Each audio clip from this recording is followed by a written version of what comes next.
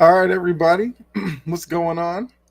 You already know it is time for Game 5 of the Eastern Conference Finals. And look, we already know what's been going on in this series. Is it's been a wild emotional roller coaster for me, especially with the first three games the way they went. Game 4, the Celtics looked like the team from the regular season, but now they're 3-1 down in another must-win game. They're back on their home floor. I guess they're feeling a little bit more confident coming off of game 4, sorry. But Miami did win games 1 and 2 in Boston, so they can't really necessarily rely on the fact that they are back home. Now, we know that Gabe Vincent's going to be out for the Heat tonight. I think that's a big loss because Vincent, I could argue, has probably been the second, third best Heat player in this series. So now with him being out, it's going to have other guys who need to step up, whether it's Lowry, who I guess will have to play a little bit more as the lead guard with Vincent out. And we'll have to see how that goes. We know Jimmy Butler should be fine. Have no worry about him. But I wonder about the confidence in the others from the Heat after the way Game 4 went. But of course, everything's going to be decided on the court tonight. So I can't wait for it. As you all come in the chat, you know what you need to do. Just say what's up. Give me your predictions for tonight. Whatever. You were here for Game 3 watch along because I couldn't do Game 4. I was on Sports Empire Network. But if you were here for the Game 3 watch along or 2 or 1, it's all about you guys in the chat, us interacting, having fun, watching the game. So I got the stream ready to go. I'm ready for this game to get started. Hopefully the Celtics can get up to a nice, quick start. Get Miami thinking about some stuff. If Miami can come out and start strong, might be in for another long night or another hard fought game. But, looking at the Celtics as well, you like what you've seen out of Grant Williams from Game 4, even Game 2. Game 3, look, none of the Celtics players really played well, but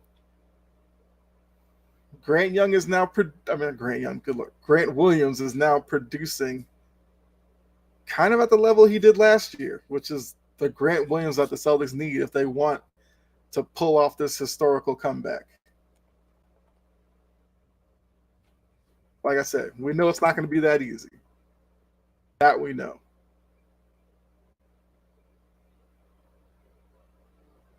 So I see a couple people in here. What's going on? Post a little question in the chat. So, let me know what you think about that. Who wins tonight? You want to throw a score prediction out there? Fine. If not, that's cool.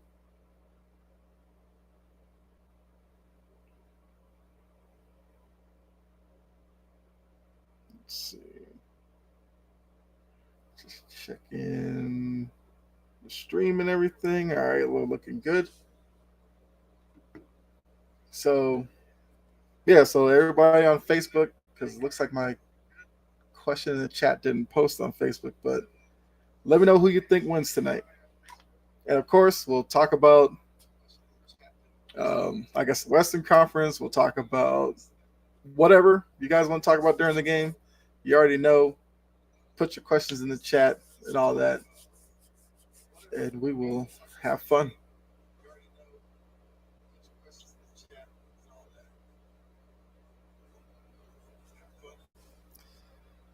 Man, I can't wait. Can't wait. I know. Look, we know the building in Boston is going to be loud to start the game. It'll be up to Miami, of course, how long the Celtics faithful make noise tonight. But fast start. That crowd is going to get even louder and louder and that's going to put even more pressure on this Miami Heat team.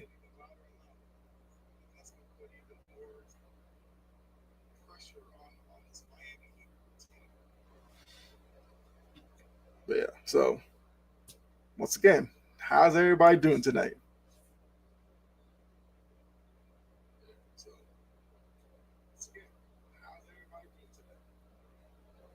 Okay, apparently they're doing a little, I guess, series on the Sixers team from '01. We all remember that team with AI. That famous step over of Ty Lue in the finals against the Lakers. That could be interesting. Yeah, what's going on, Jordan?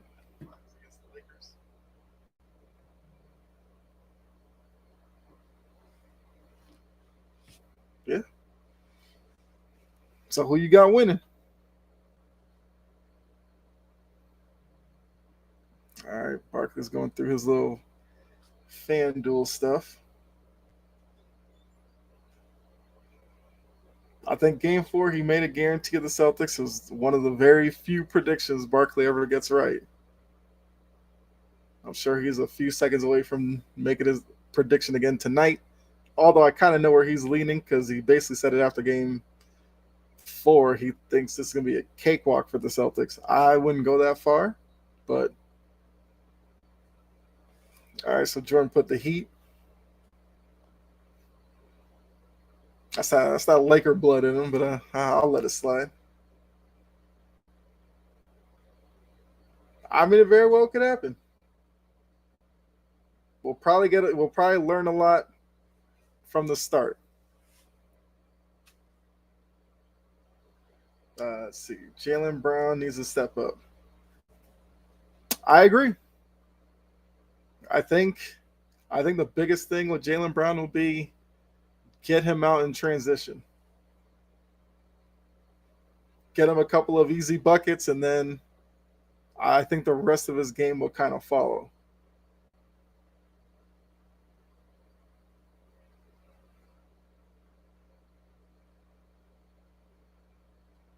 All right, we got Captain Matumbo going from Lou Amundsen, Lance Thomas to the squad we have now. Lou Amundsen. Haven't heard that name forever. I mean, Lance Thomas is another name that, probably not a lot of NBA people will remember. But appreciate that, Captain Matumbo. Who you got winning tonight? Well, I'm assuming you're probably picking the Heat.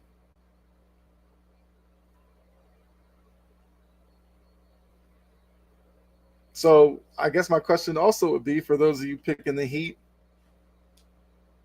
if the Heat lose tonight, how worried would you be about the rest of this series?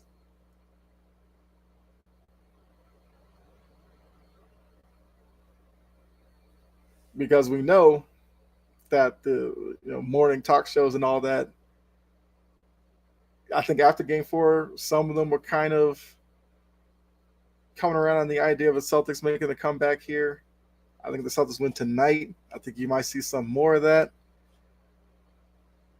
Oh, like I said, I wouldn't go that far. I mean, going into Game Four, I was at like 3%. They won Game Four. I'm up to, let's say, 10% right now. Win tonight, they're like 25%. Because yeah, they won Game Four, but they'd have to win another game down in Miami in order to um, get it back to Game Seven in Boston. All right, so Captain Matumbo asked, Bam or Horford, worst matchup for Jokic? That's a good question. So I think so. At Horford, he gives you more of a perimeter, so that's pulling Jokic away from the rim. Adebayo's got the little mid-range game, but has his athleticism, speed could give Jokic a problem. But I think defensively, I think Horford would stand a better chance against Jokic than Bam would. I think Jokic would just body Bam on the offensive end. So I think Horford might slightly be a worse matchup for Jokic.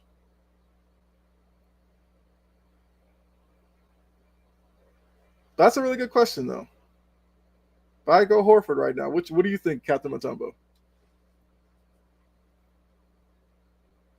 I mean, that would be intriguing to see how, if we do get Denver, Miami, like how the defensive matchups would go. Because I could probably argue that Gordon would make a better. I mean, I guess Gordon would probably play out of biome necessarily, but because of the way the Heat kind of the lineups they put out there, Jokic would kind of have to guard Bam.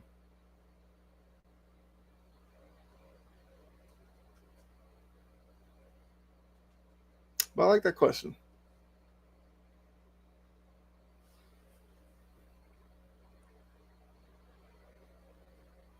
I mean, like I said, I think either way, I don't know if Jokic would necessarily lose sleep over either one of them, but I do think Horford would be the worst matchup. All right, so Captain Matumbo. Bam is young, Horford more experienced. Yes, team defense wise, both are equal due to coaching advantage of Spo.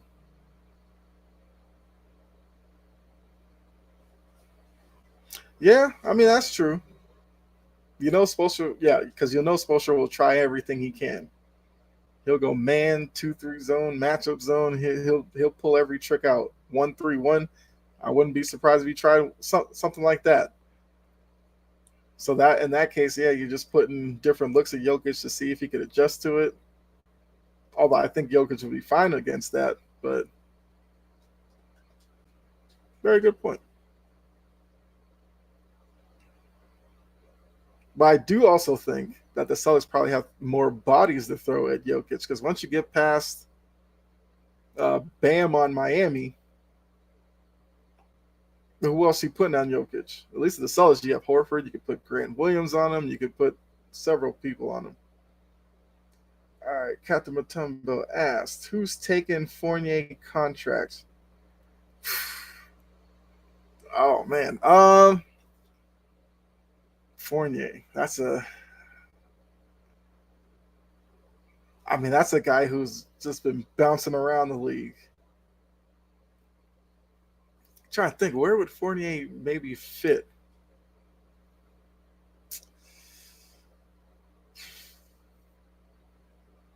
That's good. I mean, maybe Fournier could end up in. Would Fournier work in Dallas? But I, like you said, with that contract, I don't even know if you can make that work there.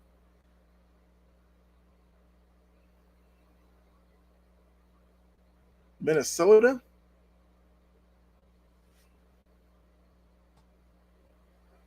could be Minnesota.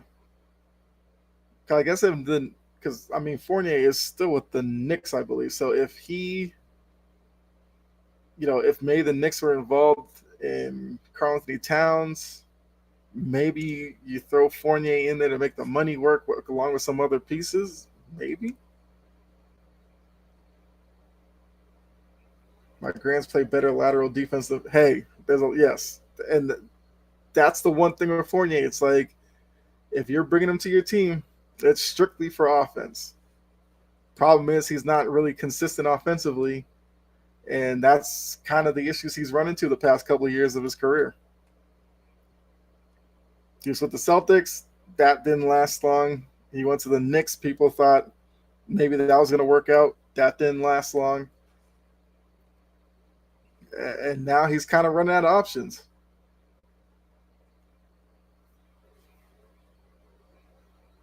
All right, so it looks like we're getting ready for tip off here in the game. So we got our starting lineup. So it's Marcus Smart, Derek White, Jalen Brown, Jason Tatum, Al Horford for the Celtics. Sticking with the normal lineup. The Heat look like they have so Kyle Lowry, Struess, Jimmy Butler, Kevin Love, Adebayo. So both teams are sticking with their similar lineups from the previous games.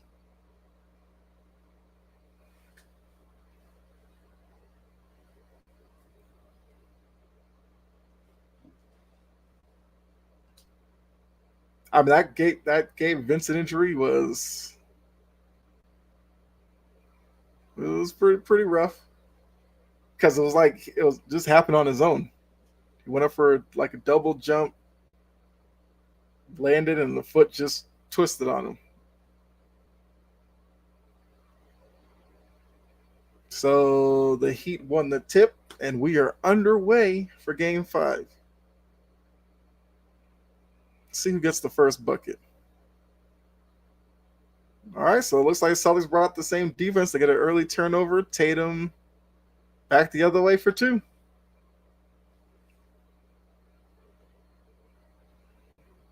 So it looks like the defense that was, I wouldn't say non-existent, but might have been a little looser than normal the first three games.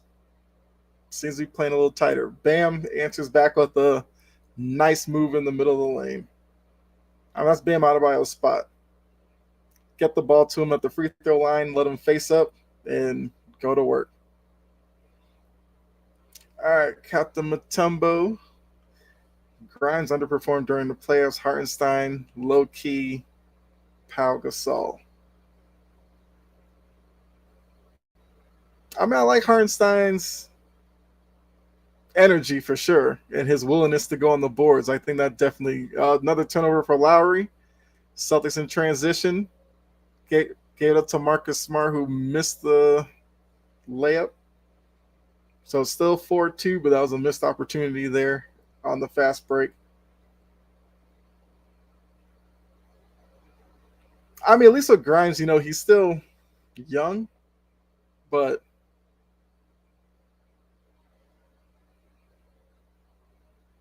I mean, yeah. The Knicks have some decisions to make for sure. Oh, you also said minus the post up for Hartenstein. Yeah.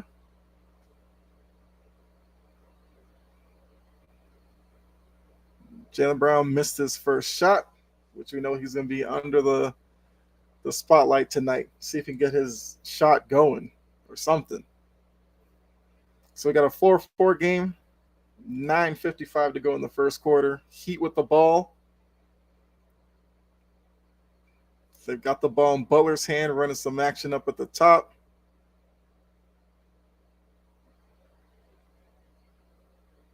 Get it to Bam, who gets it back to Butler. And Strus misses the three. Celtics going back the other way. But the Heat get everybody back. So Smart has it, running the offense here. Gets it to Jaylen Brown, who gets into the lane. And Adebayo stopped him, but hey, Jaylen Brown got it back, gives it to Tatum, missed the jumper.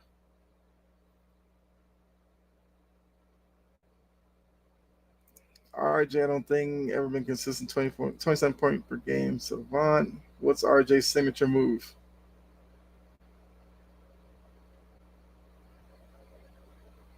Good question. Yeah, what is RJ's? Yeah, I don't know what RJ's signature move is. I mean, I don't know if I would say.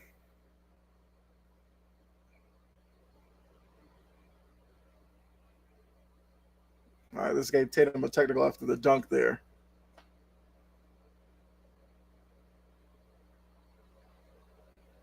Let's see. That's a soft technical, whatever.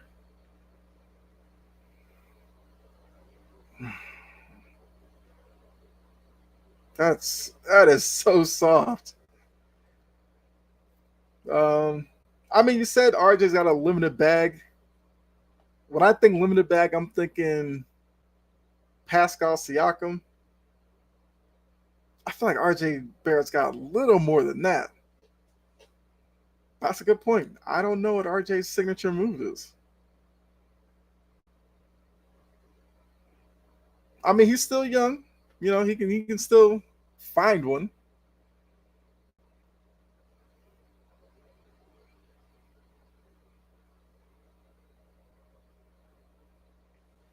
Although I just realized, Captain Matoma, when you brought up Lou Amundsen and Lance Thomas, for some reason I said Heat.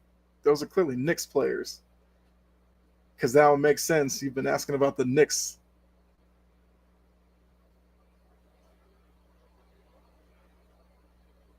Well, I mean, so Captain Matoma, what do you think about the Knicks season? I guess what letter grade would you give it?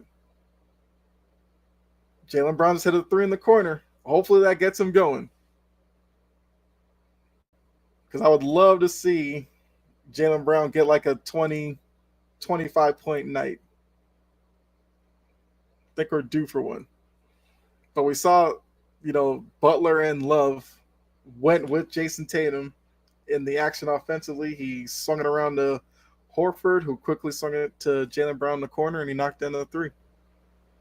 So we got 7:59 to go. It's a 9-5 Celtics lead right now. So yeah, so as you guys are coming in, like I said, say what's up. You can do like Captain Matumbo and drop some questions.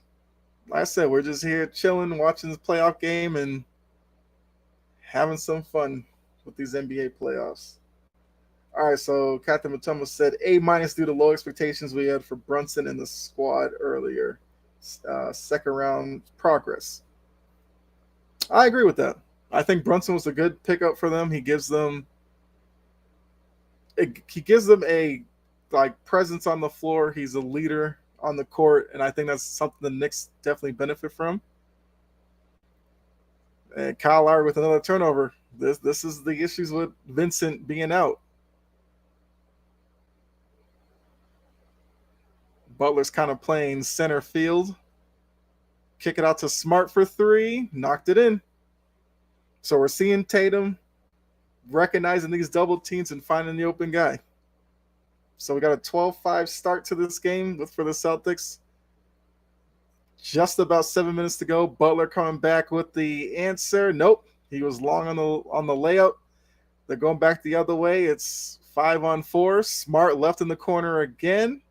Knocks it in. And Spoelstra calls timeout. He's got to calm this game down. Showing the truth in the crowd. It's one of my guys. Paul Pierce is one of my favorite players from the Celtics. But yeah, Captain Matumbo, I definitely agree. I think the Knicks are heading in the right direction. I think their biggest issue is they have to solve. Well, you said Fournier. Yes, they have to figure that out. I think they also have to figure out Julius Randle. Because, Randle's money for the production they get from him, I don't care what he does in the regular season. We saw that, his contract year, all that. But these playoffs, he was downright unplayable at times to me. Because he seemed like a guy who, if his offense wasn't working, it affected his effort defensively. And that's something you can't have for a guy making that kind of money on your team. Like if Randall had Brunson's demeanor and all that, I think he'd be better for it. But I just don't think that's who Julius Randle is at this point. But now the problem is, if you move Julius Randle, what could you get for him? I don't know.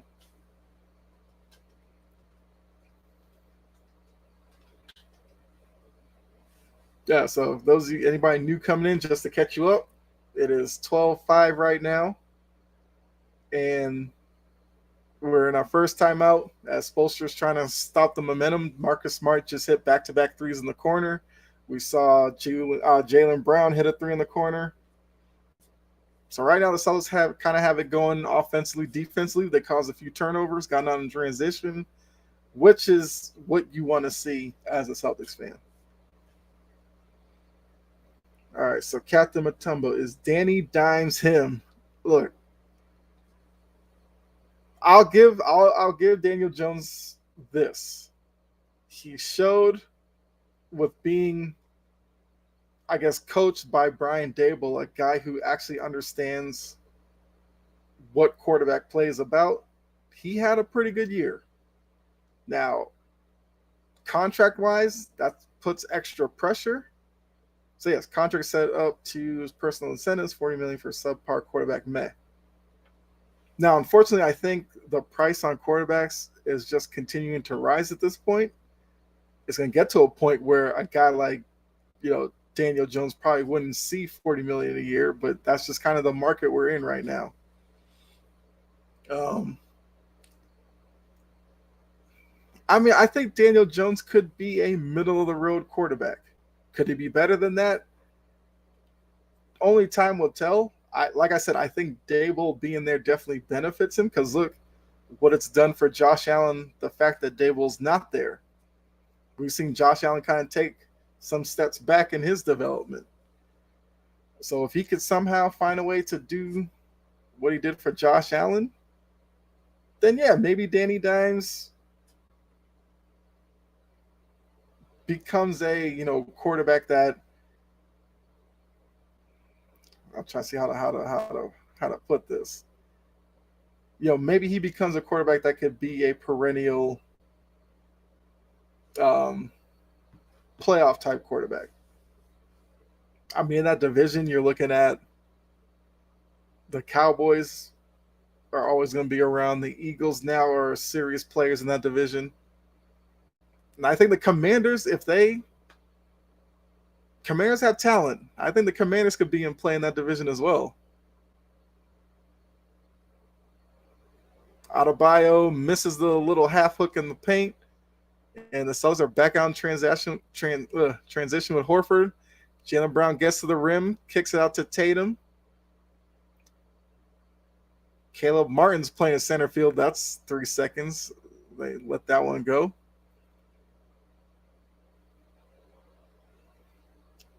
Oh, they got 3 seconds. Smart again in the corner. Missed the three. Horford with the rebound. Adebayo didn't get that? I thought that was goaltending. Tatum for three. Yeah, this Celtics team's flying around tonight. So it's now 18-5. Jimmy Butler came away short on that jump shot. And Adebayo, look, Heat team's out of sorts right now. So this is the scary thing here. The Celtics keep playing like this. It's not crazy to think they could win 4 straight. But like I said, I'm not gonna get ahead of myself. Let's see how tonight plays out. All right, so Captain Mutombo, Alvin Kamara or Saquon Barkley? I would say I like Saquon Barkley more than Kamara. Although Kamara is still very talented, but I would take Saquon Barkley. I think Saquon Barkley is I think Saquon Barkley is a little better all around. Derek White hits the fadeaway. It's now 20-5. Now, we also know with this first quarter, yeah, it's a 15-point lead, but the NBA is all about runs, especially with the three-point line. And Adebayo gets to the rim to stop the bleeding a little bit. It's now 20-7, 5 minutes to go. Brown's looking to go quickly, and I like that. Derek White just hit a three. It's now 23-7. Madden Saquon is abusive. Yeah, I agree with that. So, Captain Mutombo, assuming you're a big Madden player, what do you think about the reports that Madden 24 will finally have crossplay in it? I think it's going to be a game changer. All right, so we got 23-10. Brown with the ball in the lane, goes up over Lowry, missed it off the back rim. Here comes Lowry back the other way. Lowry gets stopped, gets it to Martin, who gives it back to Lowry. Butler now has Tatum on him. He gets to his spot in the lane. That's a weak foul call, but they call the foul on Tatum. That seemed like a bailout call to me. Let's see. They're showing the replay here. That's a bailout. And Butler comes up short on the first one.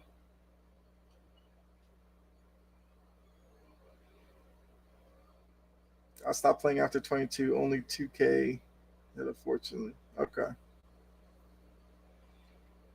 I'll say out of the sports franchises, Madden's probably the one I get into the least. Although, if 24 does have crossplay in it, because I have a lot of friends on Xbox that play, I'd probably get more involved in it.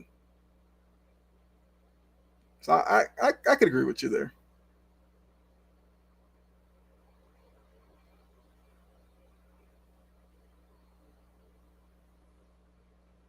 Tatum with the and one as Caleb Martin tried to take a charge, but Tatum went around him. So we got 25-11 with Tatum going to the line for one. Yeah, Martin was clearly moving. Yeah, Celtics have come out on fire tonight.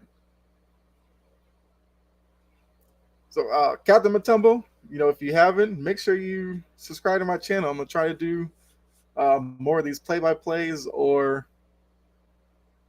probably like some live episodes where you're more than welcome to come in the chat and throw out these questions as well. Okay, so has some changes for both teams right now. Zeller and Duncan Robinson have come in for the Heat. For the Celtics, you have Rob, Grant Williams, and Malcolm Brogdon have entered the game. And Heat just got a bucket down low. It's 26-13. Celtics with 3:20 to go. Tatum gets to the rim, rocks the rim as nobody stepped up for the Heat. And right now, the Celtics are getting open looks from three. They're getting drives to the rim. Once again, this is the Celtics team I remember from the regular season. All right. Got somebody in the chat here. Warriors in 4 LOL. LOL joking. Hope all is well, bud. Yeah, I'm doing well. How you doing? See Juan. What's going on? Yeah, I'm good. Just you know how it is. These watch longs, I'm just here to enjoy the game. Talk with you guys like Captain Matumbo's been doing for a little bit. But yeah, how are you doing? Also, who do you have winning tonight? Well, I mean, based off the start, maybe your decision might be influenced by that, but let me know.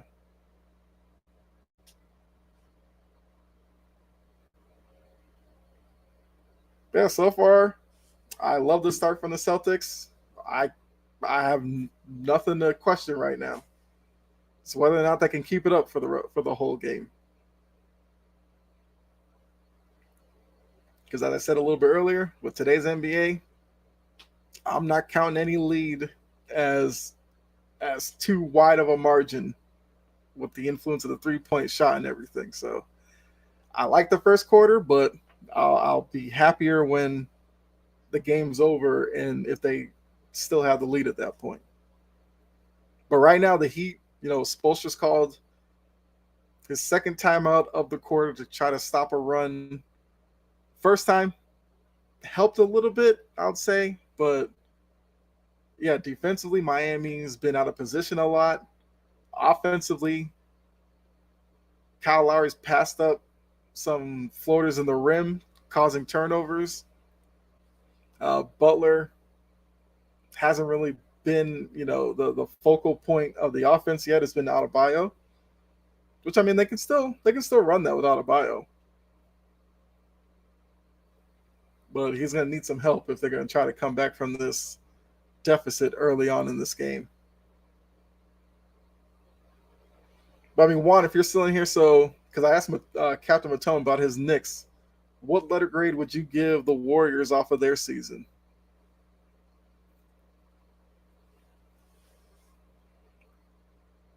And what move would you make for the Warriors in the offseason?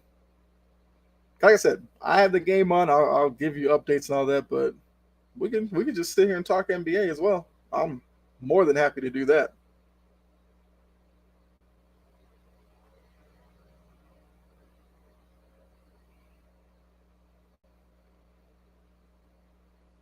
I mean, all I've heard about the Warriors so far is, I guess Draymond Green is the biggest decision they have to make. I think the other day I heard about Draymond Green possibly in a Lakers uniform. I don't know if I believe that.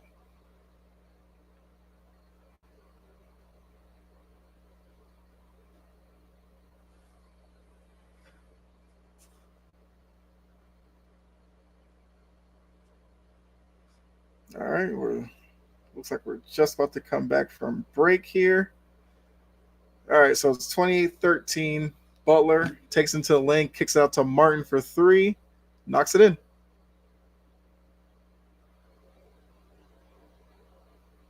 So it's now 28-16, 3 minutes to go in the first. Butler put pressure on the defense there. Grant sucked into the lane just a little bit, which was enough to get Martin the open shot. So now Celtics back on offense. Tatum has the ball on the wing, 5 seconds on the shot clock. He's playing with it. He's got Martin. He tried like a fadeaway three there. Came up short, but Grant Williams, with the energy that I talked about just before the game, got the offensive rebound, kicked it out to Derek White, who was then fouled on the perimeter by Duncan Robinson. Duncan Robinson had 1-2 games so far that was pretty decent. But game 4, he didn't do anything, so we'll have to see if he could pick up some of the slack from Vincent being out. Okay, I thought it was going to be 2 shots at the line, but they're calling it on the floor. So Brogdon's going to inbound the ball. Also something to watch, they've been talking about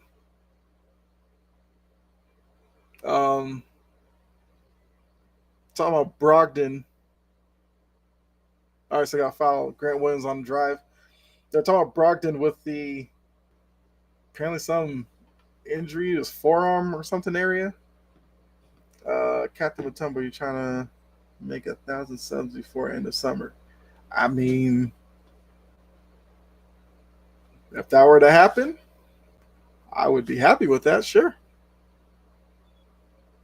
But I'm also, prepared for the slow grind to get to that point. Sweaty Boy put, come on, Heat. Hasn't been the best start for the Heat, but it's still early. It's 29-16 right now, 2:20 to go in the first quarter. All right, so Butler's got the ball at the top, gets to the lane, gets it down to Zeller. Zeller with the up fake and the dunk down low. Good play by Zeller.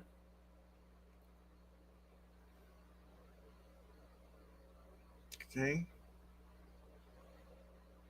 I mean, Derek White's coming out hot right now. Derek White just hit another 3 off of the pass from Robert Williams at the top to Derek White on the wing. Without hesitation, took the shot. Nothing but bottom. Martin trying to answer back, missed it. Zeller with the rebound. He was indecisive and had it stripped away from him. White back the other way. Gets it to Brogdon, who shoots the 3. He was long rebound. Had a collision between Zeller and White. They just let it go. Zeller in the lane for 2. So it's 32-20. Minute 15 to go in the first quarter. All right, so Tatum has it up at the logo. Rob in the middle of the floor, gets it to Grant. Okay, they finally called defense at 3 seconds on the Heat.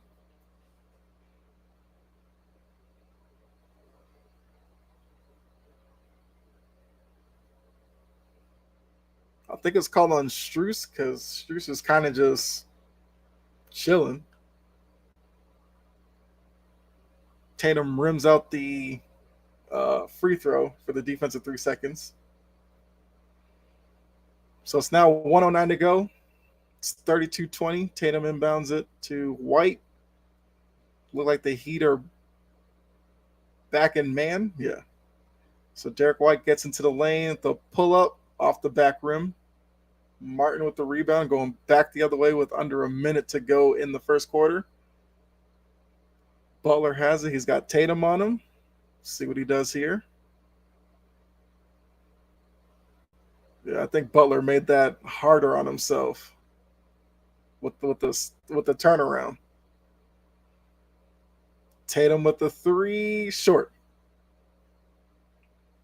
As you know, they were going 2-for-1 there. So back the other way. Butler's got the ball, gives up to Zeller. Butler tried a three. Rob Williams with the block, and he almost got the loose ball, but it went out of bounds off of him.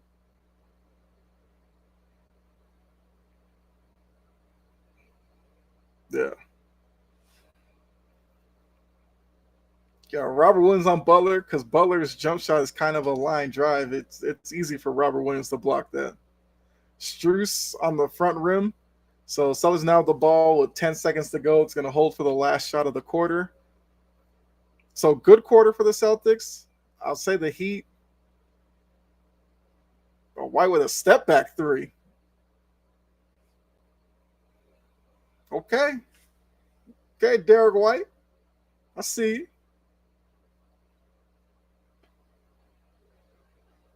Hey, if Derek White's going to be hitting step back three pointers, I don't know. Something could be happening. Captain Mutombo, Kaepernick, or RG3? Oh, man, you coming with the toughest. Okay, so I would say I think we got more of a sample size of Kaepernick. RG3 unfortunately had that devastating knee injury. It was never the same after that.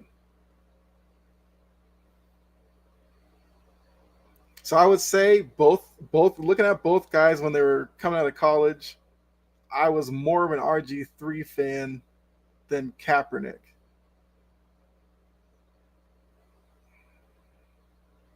I'd probably say talent-wise, I'd probably take RG3. I mean, obviously, you're comparing their NFL careers. Kaepernick had a better career, but as a talent, I would take RG3.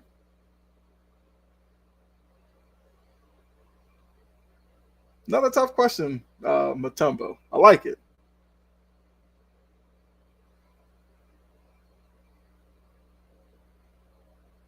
So who would you take, Mutombo, Kaepernick, or RG3?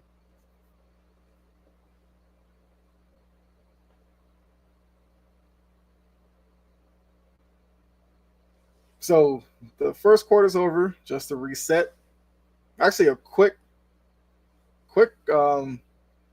quarter there.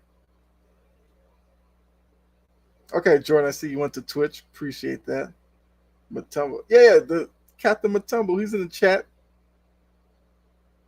Me and him been going at it with some NBA and NFL questions. So yeah, so you're here in the chat. Captain Mutombo threw out there Kaepernick or RG3. I'd go RG3. I thought RG3 coming out of college, I thought he was a more talented quarterback than Kaepernick. But if you're going to compare their NFL careers, obviously Kaepernick had more of a sample size and was the better pro. But I like RG3's talent more. But yeah, so after the first quarter, you got 35-20 Celtics. The quarter ended on a step back three from Derek White. I believe the 15-point lead that they have at the end of the first quarter equals the largest lead they had in the first quarter, because they kind of went up big early. The Heat made a slight little run. Celtics extended it back out, and we'll have to see what happens in the second quarter, because based on how these two teams go into halftime might dictate how this game goes. But so far, Butler's kind of been struggling. All right, so they're just recapping the series right now. Paul Pierce wheelchair game. I mean, look, he's explained what happened. No, he said he went down, he heard a pop, and they weren't sure, so they put him in a wheelchair. Makes sense to me.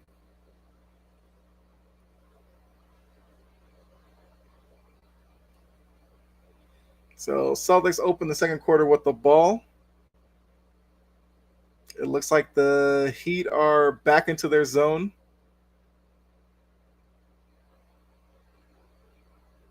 Hold up. Oh, okay. I saw some new guy in the court for the Jaylen Brown just hit a step back three. I saw a new guy in the court for the Heat. For some reason, my mind went to Udonis Haslem, and I was like, if you turn to Udonis Haslem, you got some problems. But so it looks like with Vincent not available tonight, they're going to Highsmith in the rotation.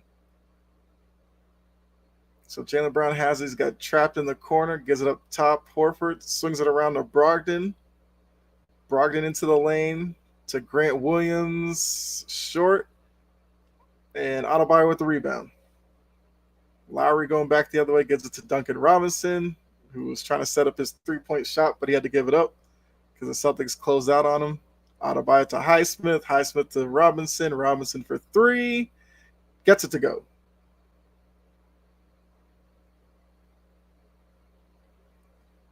So it's 38-23 right now after the three by Duncan Robinson. It looks like the Heat are going to stay in their zone.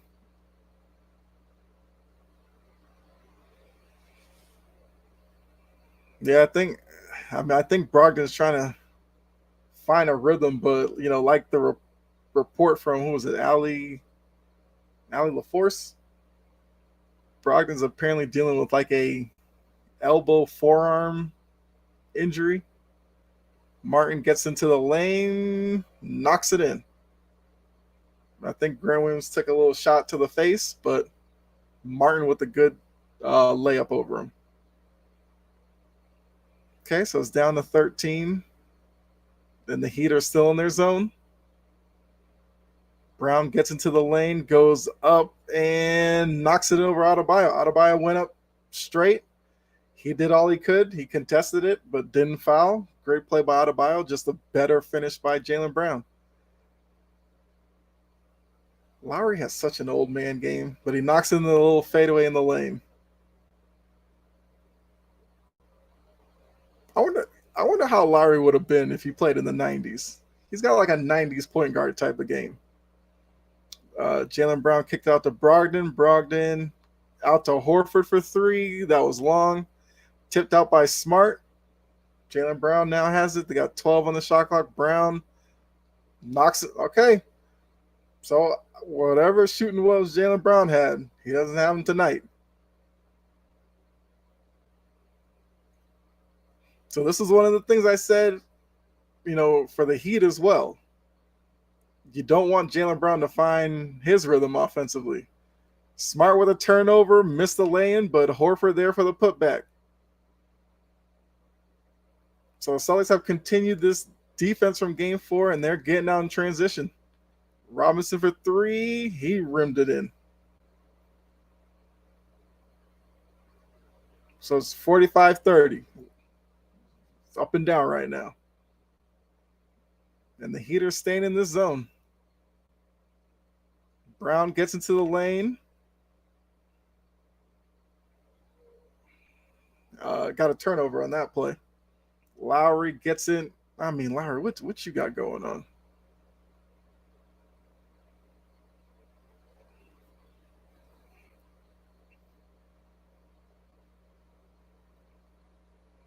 I said all year I wanted the Heat to find a replacement for Lowry. It seemed like they had the guy in Vincent, but without Vincent, I don't know what Lowry's going to give you in this series. He tried to get into the lane there, but Grant Williams he was moving his feet with them, and he went up, blocked the shot out of bounds. So he inbounds to Martin, who airballs the three in the corner, and the Celtics are going back the other way. Gets it to Tatum in the middle. Out to Horford. Knocks in the three. Oh, that was a two. Long two. He had his foot on the line. So we got 47-30 right now, under 8 minutes to go in the second.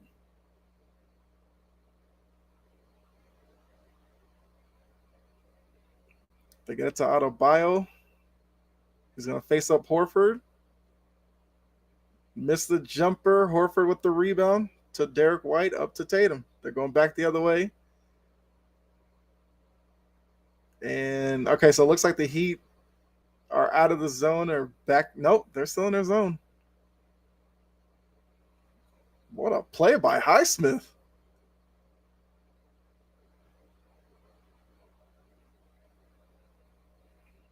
That was a really good play by Highsmith. Because Tatum tried to whip it to Horford, but Highsmith read it and picked it off. And Missoula with the timeout. So we got 47-32. Oh, Jordan. I don't know if you saw that comment. So Captain Matoma says Austin Reeves overrated. Um, I don't know if I'd go that far yet because I want to see what his contract looks like. Then I would probably have one way or the other on whether he's overrated or not. I think if you're looking at him right now, and you look at that Lakers team, he's had a really good run in the playoffs. He's a guy who can get you 15 to like 17 a game. I mean, he's a confident offensive player. I think that gets you paid in today's NBA. So, like I said, depending on the contract he signs, like if he signs a deal of like 4 years and let's throw a number out there, if Austin Reeves made like 4 and 65, that kind of seems about right for his talent. Now, if he gets like 4 and 85, then yeah, I think we might be talking about a team overrating him based on what type of player I think he is. But I wouldn't say he's overrated necessarily. I think Austin Reeves is a pretty good player. I think the worry for a team would be, did he ball out this year because he knew he was playing for a contract? And if you give him the big money, does he take a step back? That'd be a worry. But I don't even know if I would worry about that with Austin Reeves. I don't think I'd have a reason to. But y'all looking good, Kyle. Yeah, it's a good start for sure. Yeah, that's Key. So appreciate you tuning in, Key. Yeah, I'm loving the start right now. I'm loving the fact that it seems like they've refound their 3-point shot. And if that can carry for the rest of tonight, I will be here for a game 6. I believe, yes, because game 6 will be Saturday. So, yeah, I will definitely be here to do a game 6 watch along.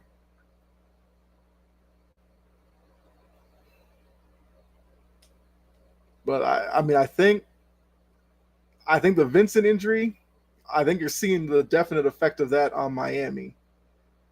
But I also think certain Celtics players are gaining more confidence in terms of getting back to their regular form. Grant Williams playing much better. Jaylen Brown looks great tonight. Tatum.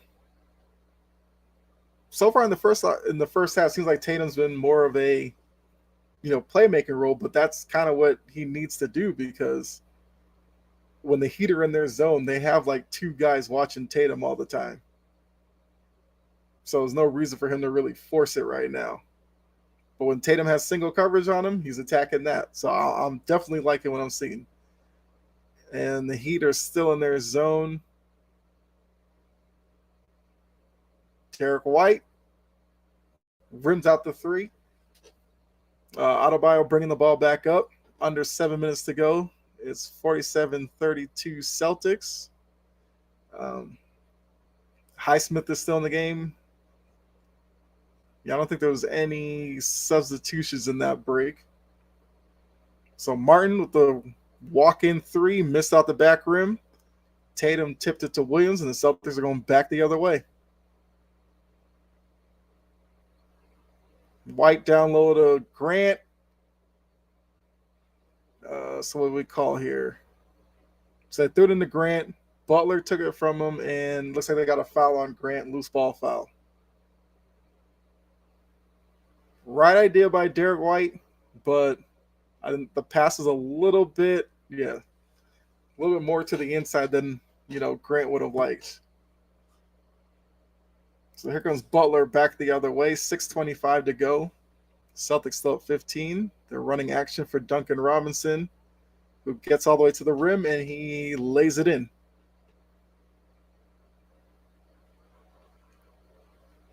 All right, so it's down to 13.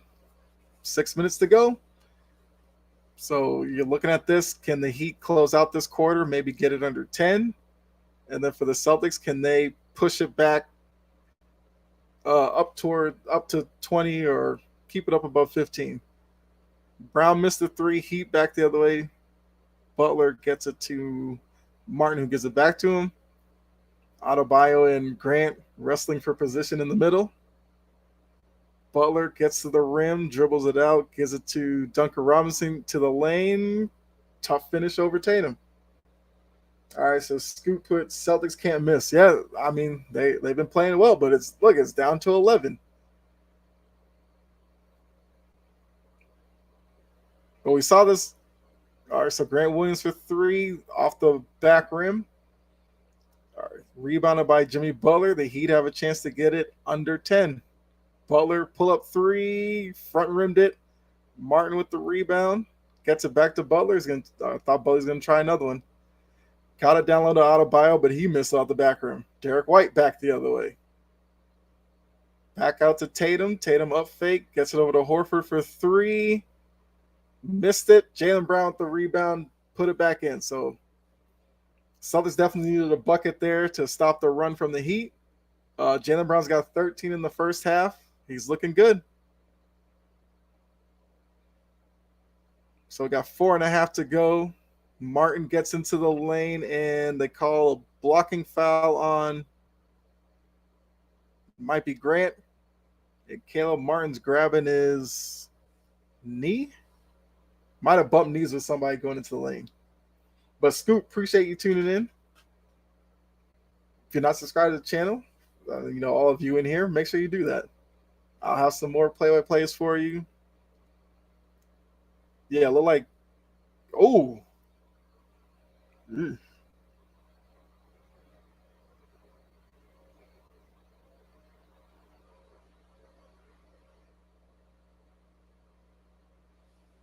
It looked like Caleb Martin hyperextended his leg and bent kind of funny, but it looks like he's staying in.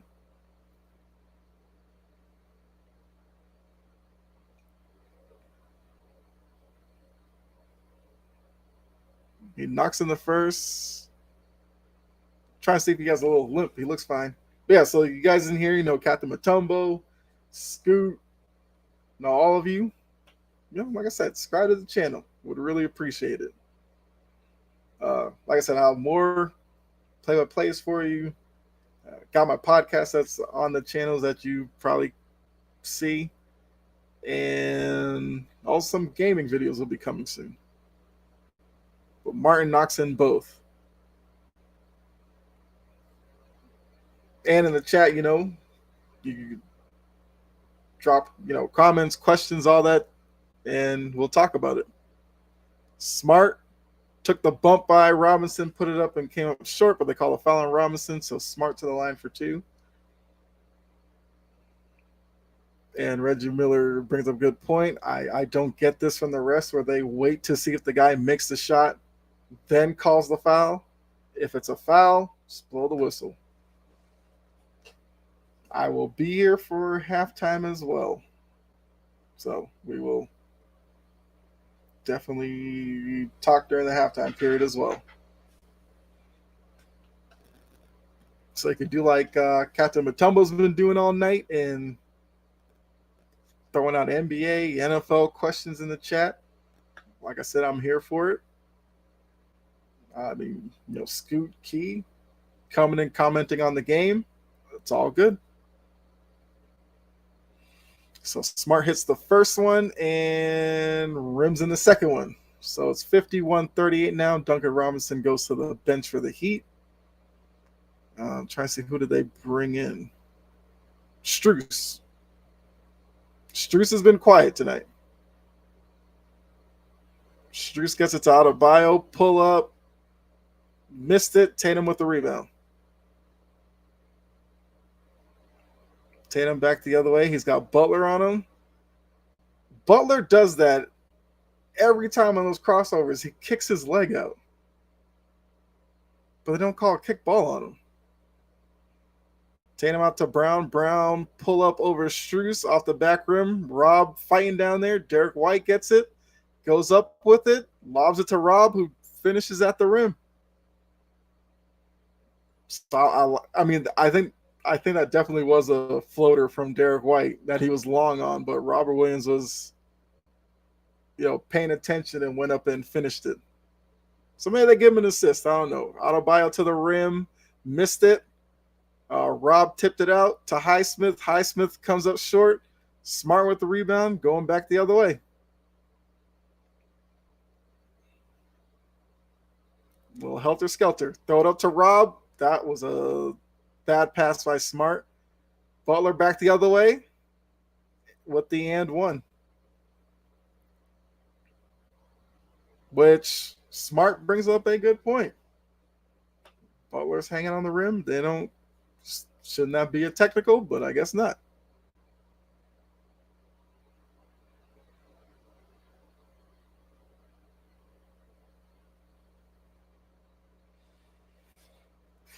Last few minutes there, a lot going on.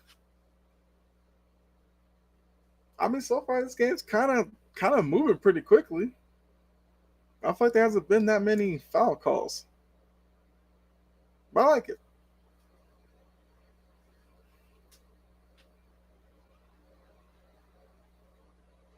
Okay, so I guess we can take a little breather here. We come back, it'll be the final little stretch run of this first half. Once again, we'll see how these teams close out the quarter.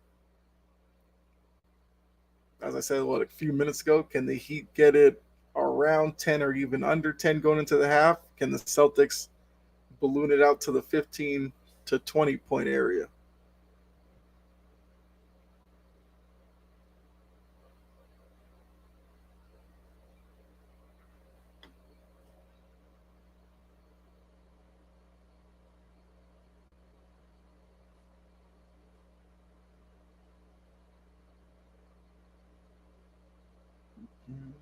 All right. So, how is everybody doing here in the chat? Thoughts on the game? Let me know. Questions you got? It is all fair game.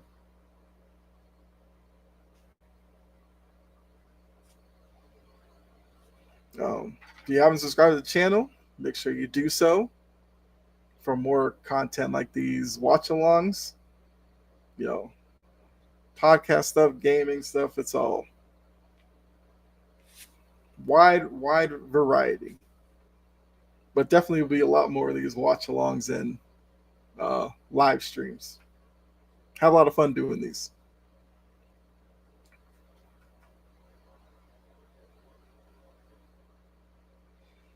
So I think so far what we've seen is the Heat are behind the 8 ball, I would say, but they, I guess, haven't gotten so far behind where it's gotten out of reach yet. It kind of gets close to that, they go on a little run. It gets back up, they go on a little run. So this game is far from over for me. But I'm definitely happy in the energy, the defense from the Celtics tonight.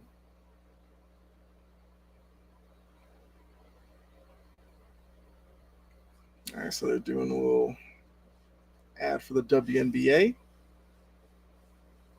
Any WNBA fans in the chat, let me know who's your team.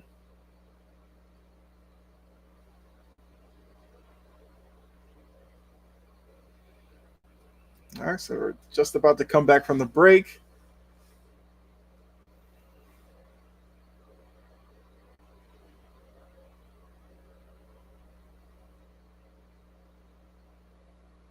Oh, I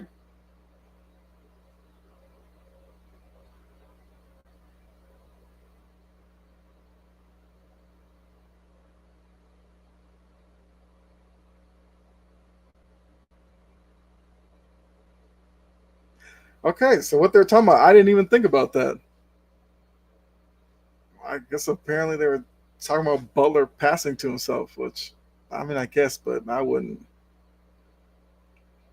Yeah, I'd let that go. So it's a 12-point game.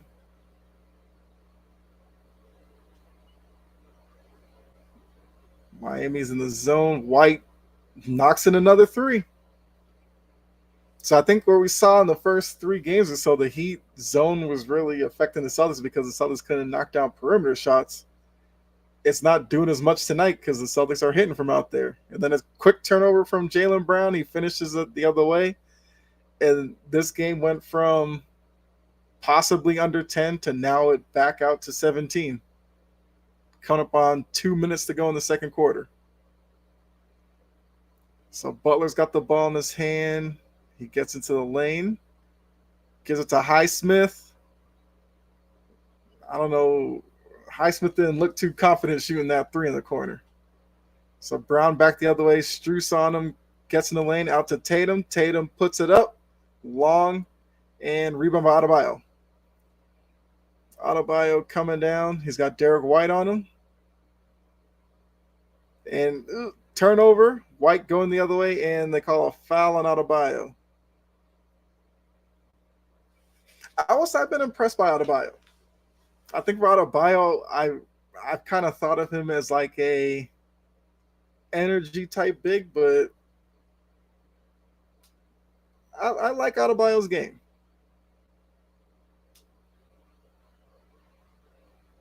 Like for a big man, he's got good handles. I mean, there he got stripped by Tatum because he got into the lane and was indecisive, but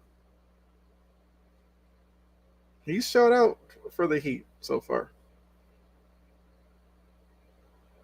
So they're inbounding it at half court. Smart has the ball, gives it to Brown, and the Heat are still in that zone. Smart for three, knocks it in. The zone's not working tonight, but I think Spoelstra feels like he kind of has to run with it. Butler gets to his spot, another late whistle because they had to make sure he missed the shot first. Call on Derek White. I guess they're saying, let's see.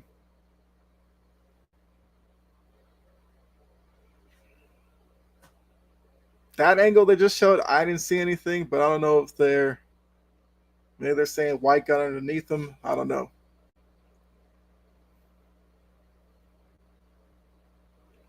Butler misses the first free throw, which Butler has 7 points tonight. I believe Butler after game four said he wasn't worried. He's going to go drink a beer or something. I can't remember his quote, but he definitely hasn't come out like a guy who was looking to close it out tonight. And he knocks in the second one. So we got 42-61, a minute 15 to go in the first half. Tatum's going to bring the ball up. Butler's on him. Gets it to Brown.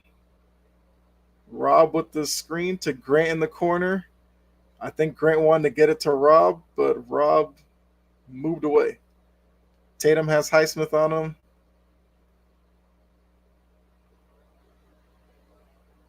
So Highsmith, defensively has been productive for Atlanta. I mean, for Miami, sorry.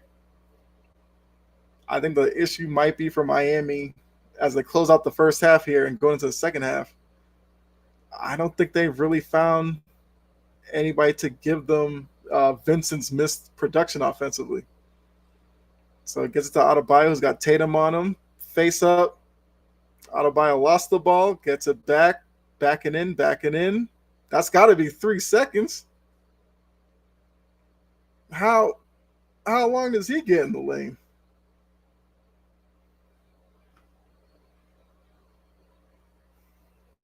I mean, homeboy up faked like 5 times in the lane. So it looks like the Celtics are going to Well, it's about 7 seconds difference between shot clock and game clock. So Heat will get the ball back. All right, so we got 10 seconds. The Heat have the ball. Let's see what they do here to close the half. Over to Martin. Martin dribbles, loses it, and that's the end of the half.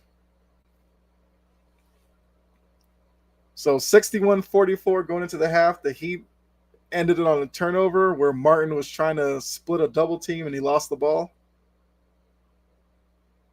So look, coming out of game 4, game 5 need to win on your home floor.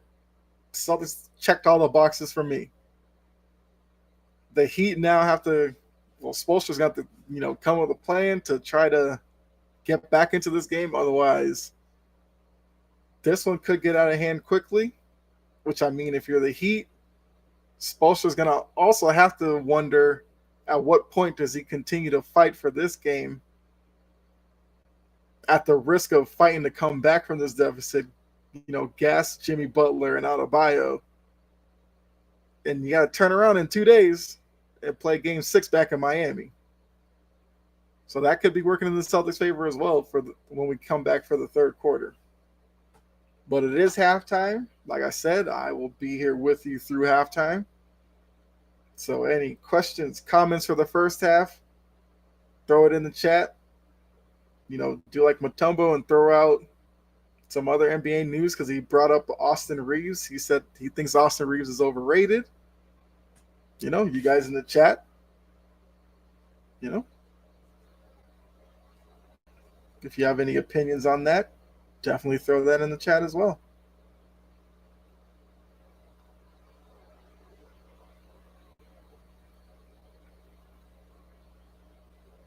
Also, to make sure,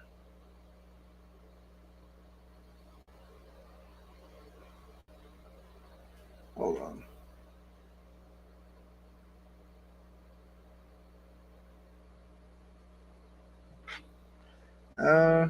So I'll put a question in the chat for you guys.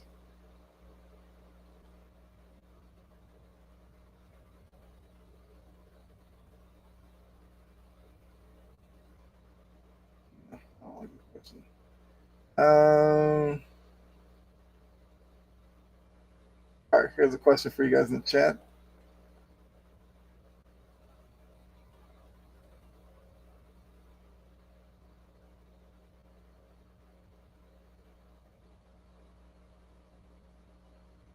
There we go. Question for you in the chat there. So basically, are the Heat playing around and playing with danger against the Celtics team? Because based off of 4 so far this first half, the Celtics team looks mighty confident right now. As the Heat were the more confident team in games 1 through 3, you could say 4 in the first half of 5, the Celtics have been the more confident team.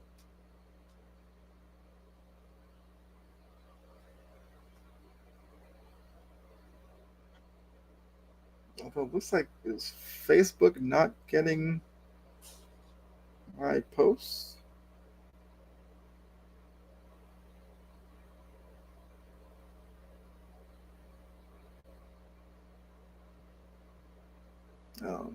Yeah, so how do you guys feel about the first half? How you doing? Yeah, all that good stuff. Let me know in the chat. I mean, as a Celtics fan myself, I love what I saw. But once again, I'm not counting it over yet. That's what I'm not going to do.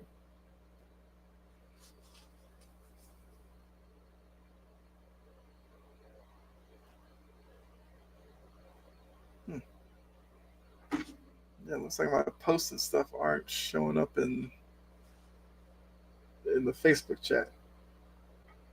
I don't know why. What's up, Erica? How are you?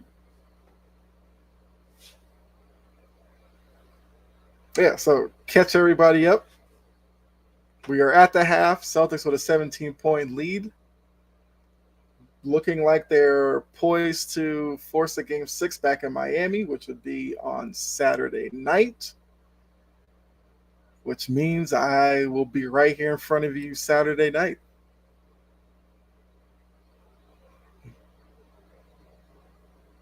But we also know that, with the second half about to start, well, I think we got about 10 minutes or so.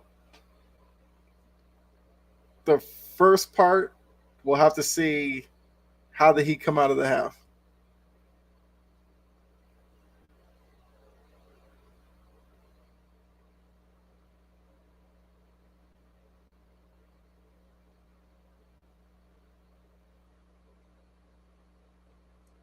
I kind of disagree with Charles Barkley. He said the Celtics are front runners. I mean, wouldn't a front runner team have just laid down game 4 and taken the sweep? They just weren't hitting shots. That was the only problem. Oh, sorry. Let me put this back up. So Erica put, great. How are you? I'm pretty good. Thank you.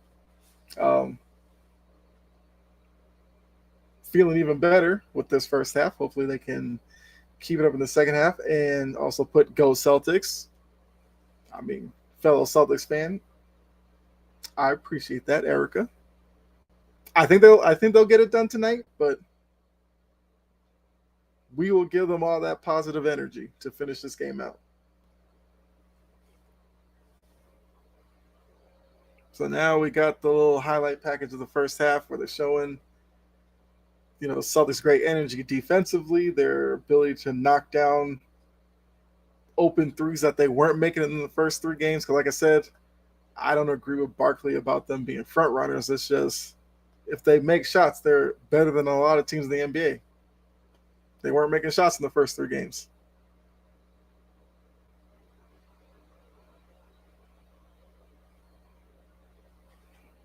All right, got somebody else here in the chat. Joshua, what's going on? Hey, yo. I knew you were gonna pop in at some point. I mean, you were in the chat for Game 3. It's like a complete 180 right now for how the Celtics are playing.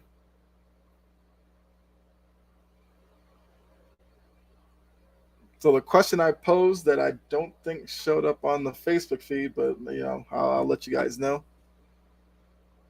Are the Heat maybe playing with fire at this point? Because I think they've allowed the Celtics to gain confidence offensively. I think defensively they have recaptured the energy that they had most of the regular season, and I think this could carry. I think the Heat zone, which worked in the first 3 games, once again, Celtics weren't hitting shots. It is doing nothing tonight.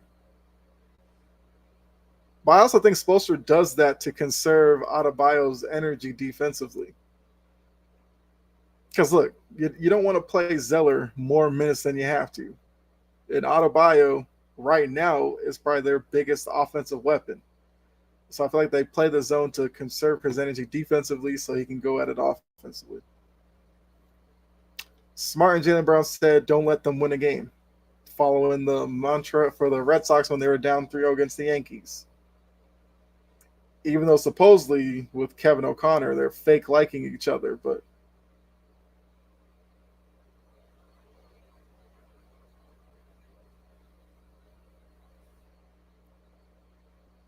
yeah. And look, I heard them with that comment. I think it's the right mindset because it happened in the city. The Red Sox said that they won Game 4, then they won Game 5, and momentum starts shifting to them. They won 6, and then by the time they got to Game 7, they were just a wagon against the Yankees at that point.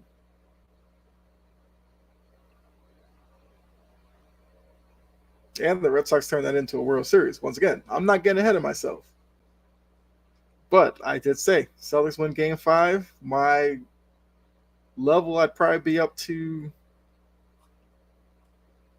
maybe 15% that they could actually make this happen.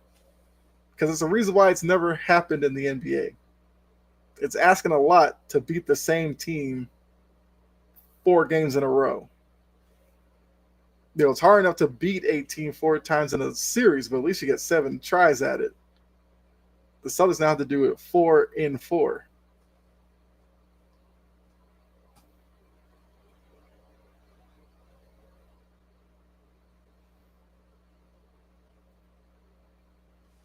So we'll see. We'll see how the Vincent injury plays out as well. Because if the Heat lose this game, does Vincent try to play on it in a game 6? Do they hold him out in a game 6, hoping they could figure it out back in Miami, and then for a potential game 7, have Vincent play? We don't know. We know his ankle's bad enough that he couldn't play tonight. You don't get any breaks with these games anymore. So it'll be interesting to see. But yeah, appreciate all of you tuning in. Those of you who haven't subscribed or, Facebook, follow my page, please do that. Like I said, I'll have much more of these play-by-plays for you. Basketball season is coming to an end, but I will be doing these for football season. Maybe some WNBA games, Red Sox games. I don't know. We'll just have to see. But I do have my podcast that I do, Chomping at the Bit. So you guys will definitely get access to those previous episodes and all that. But yeah, really appreciate. I appreciate you all for tuning in and being so active in the chat. It makes it even more fun for me. As much fun as watching this game has been so far.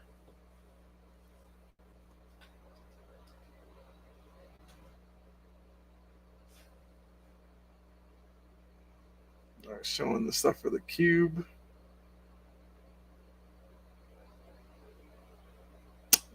Anybody in the chat watch the cube?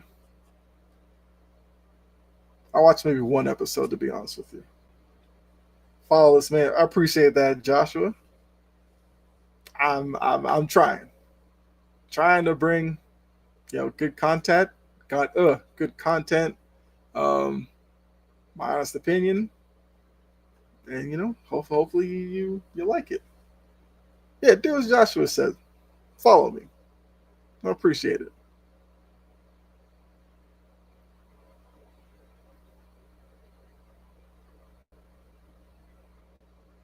Charles Barkley deserve an apology after this game. Now, for those of you who probably weren't here at the game 3 watch along or whatever, I said it's been a weird sports year, and now apparently Barkley is killing it with his predictions. Another weird bullet point for the sports year of 2023. So we got 2:45 left in halftime. The players are back on the court for shoot around. So I'm sure the Celtics locker room was probably enthusiastic. The Heat locker room, I don't know. Because like I said, if this game gets out of hand, Spoelstra's going to have to decide at a certain point, wave the white flag on this game, and get prepared for game 6. It's just going to be, where is that point?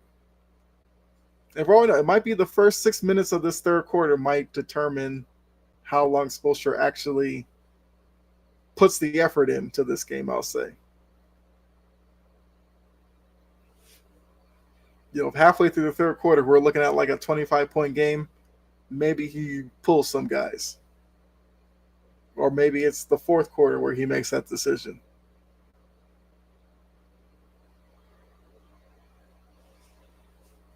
And the reason I say that is because with the Heat roster, we know they're going to go as far as Butler, and I'd probably say Adebayo take them.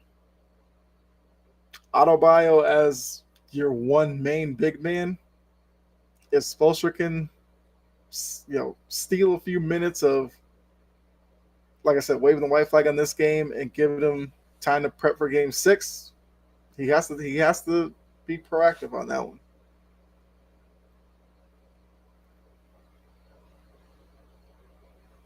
And for the Celtics in the second half, I want to see much more of the same from the first half, and just see Jaylen Brown continue to knock down shots. I'm liking Tatum as a playmaker at the top, especially in that zone, whether it's him creating for himself or for others. I like that mentality from Tatum tonight. I'm liking Rob Williams around the rim.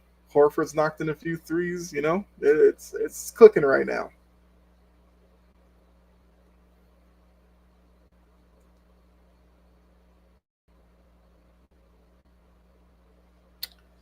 All right.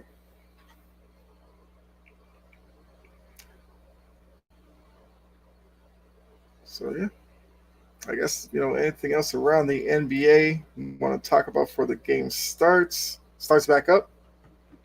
We can do that as well. I was trying to think of what's. So those of you in the chat, you heard the NBA's thinking about going back to East versus West All Star game. You guys a fan of that? Do you not care because you don't watch the game? That's also an option. To me, I don't think it changes much of anything, but something to try, I guess.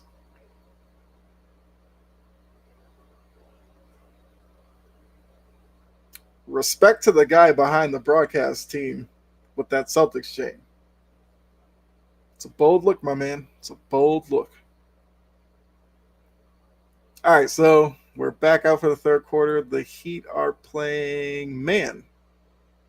So they got out of the zone, at least for now. White, step back three, rimmed it out. And I think that was Highsmith who knocked it away from Horford over to Kyle Lowry.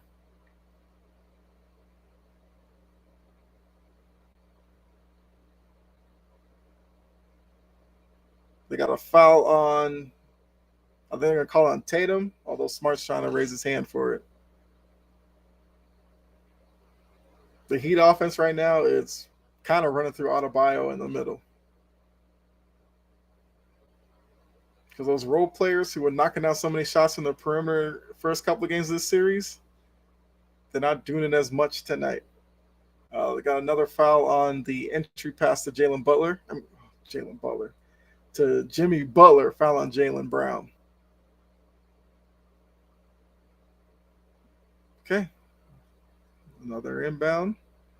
Adebayo has it. Facing Horford, gets it to Strus. Back rim to three. I don't think Strus has scored tonight.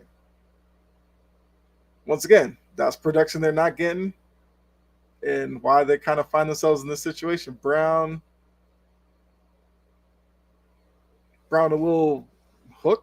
I guess that was in the lane. He was a little long on that one. Still no points so far in this quarter. Butler backing down Derek White. Kicks it out to Lowry. Lowry's trying to figure out something to do with the ball and dribbled it off his leg. That's Kyle Lowry for you. I said, as this series goes on, Kyle Lowry's going to have less and less impact.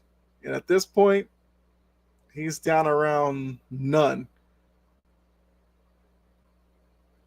I mean, look, they got the switch Horford onto him. It was obviously a matchup nightmare for Kyle Lowry. But quick little spin move on Lowry with the dunk at the rim. Butler answers back on the other end. And somebody's shoes on the court. Oh, Derek White. Okay, so Lowry's holding his finger. Trust me, that's not what's wrong with him. So Smart back the other way with the ball. Gets it to Horford. Gets it over to Brown. Brown working his way to the rim. Long on the shot. And rebounded by Adebayo. Lowry picked up his dribble for some reason. Gets it to Adebayo on the block. He's got Horford on him. Adebayo pull up. I cannot stand Adebayo doing that jump shot and then falling under the defender. I'll tell you, one of these days somebody's gonna land on Adebayo and roll their ankle. That's kind of a dangerous play. But Jaylen Brown had an easy path to the bucket with the dunk and is now 65-46. Butler picked up his dribble. Gets out to Strus, who has Brown on him. He gets into the lane. He forced it up, missed it, and the Celtics are going back the other way. Brown. Somehow that wasn't a foul. This is what we're doing. I think that's okay. That definitely should have been a foul on that end, but they said play on, and then Jimmy Butler got a layup on the other end. Gets it to Smart in the lane, the floater, knocks it in once again. I think that was like a half zone that he were in. That's not working. But it's 67-48 right now. 8-10 to go in the third. Butler's got it. He gets it to Adebayo. Gives it back out to Butler, and Butler had it stripped. Smart has it going the other way, and he throws a lob to White that, unless White was Wilt Chamberlain, he wasn't going to get that one. Highsmith for three, knocks it in.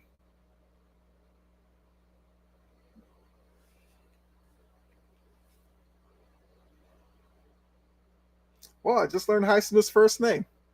Apparently it's Hayward. I did not know his first name. But he knocks in the corner three, Mazzulla with the timeout.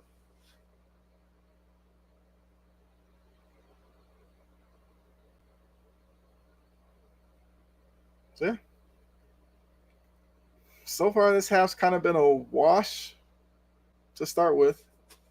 The Heat haven't really made any headway, and the Celtics haven't ballooned the lead out anymore. So, we'll see how the next few minutes go in this one. But hey, if it hovers around 15, I'll take that, because that means the Celtics win.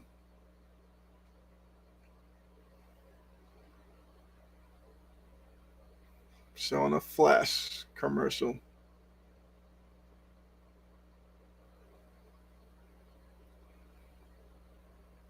I mean, I guess if I was in the DC like that, maybe I'd watch the Flash movie. I'm just more of a Marvel guy. Oh, Flash is an interesting character. Don't know if I would watch it.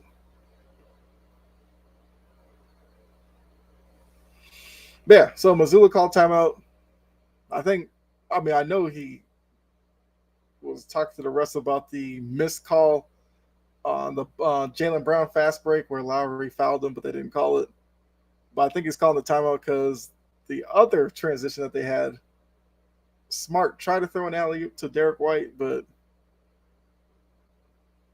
I think considering the score and situation, it was kind of a force, didn't need to do it. And Smart's pass was offline, so last thing you want to do with a lead like this, careless turnovers to give Miami easy buckets. The same with the first half, the Heat were struggling to find anything offensively. That's what you want in the second half. So protect the ball and force Miami to out-execute you to get back in this game. Nothing easy. So I think it's a good timeout by Mazzulla. We'll see how they come out of it and what they run.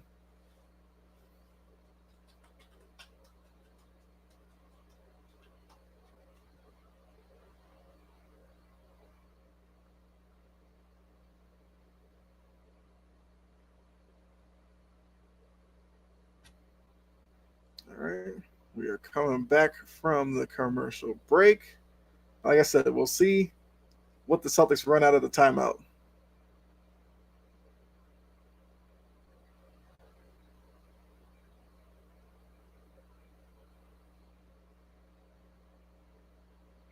Talking about Tyler Hero.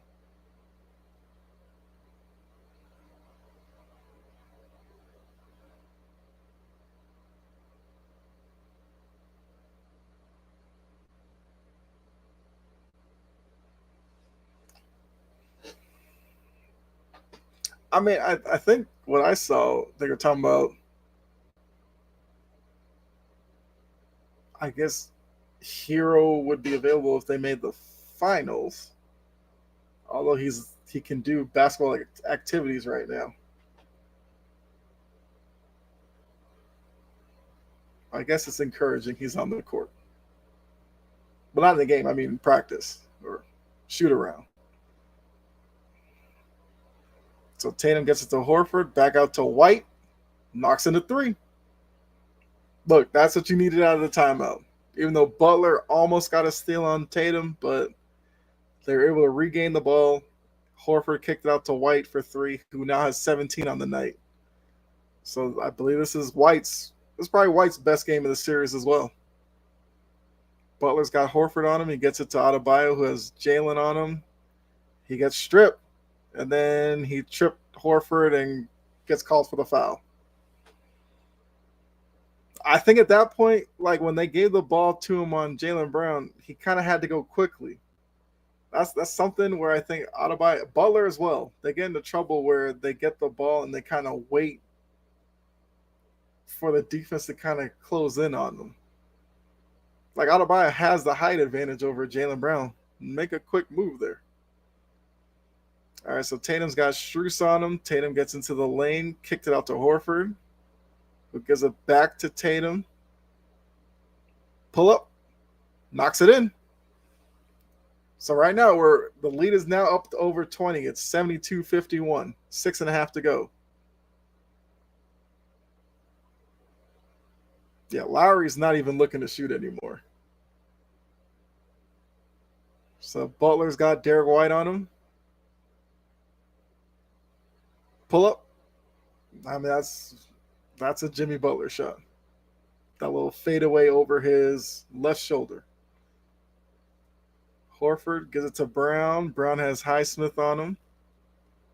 Gets it out to Tatum. Tatum gets into the lane and goaltending on Adebayo. Hey, if you're going to trade baskets all for the rest of the quarter, fine.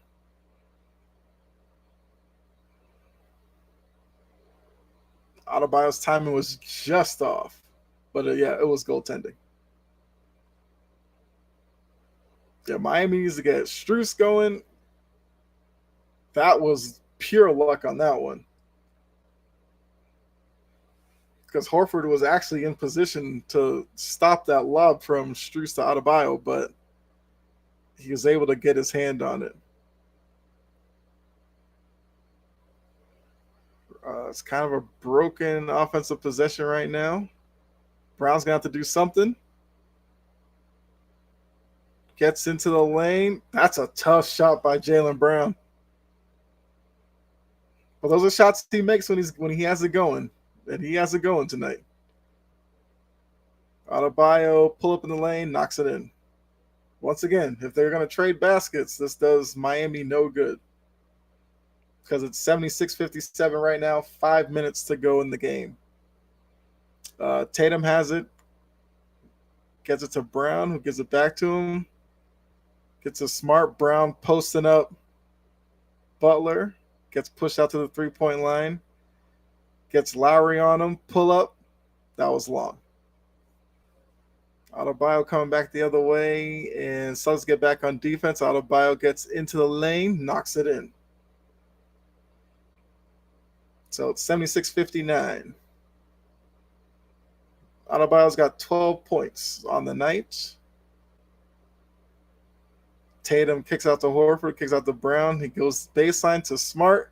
Up top to Tatum. Tatum gets in the lane, foul, and going to the line for two.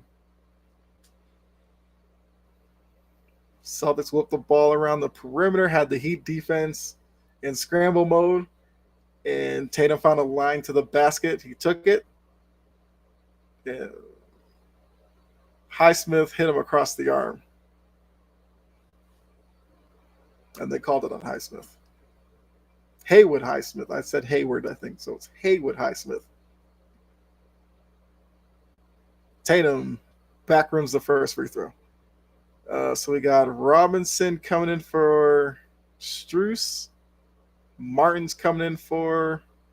Who are you coming for? Oh, Lowry. Yeah, get Lowry out of the game. And then Rob Williams and Grant Williams came into the game for, I believe it was Brown and Horford.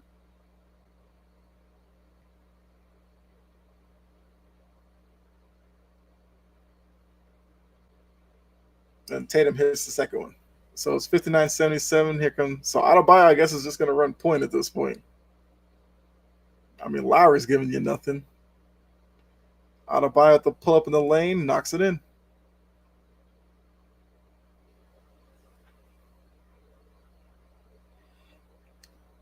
So they got 3:50 to go in the third. It's a 16-point lead for the Celtics. Grant wins with the open three, knocks it in. This zone has not worked all night for Miami. So it's 80-61 Adebayo. And Rob was smart there. He contested the shot, but he was off of him and jumped straight up. So Adebayo couldn't get that cheap foul.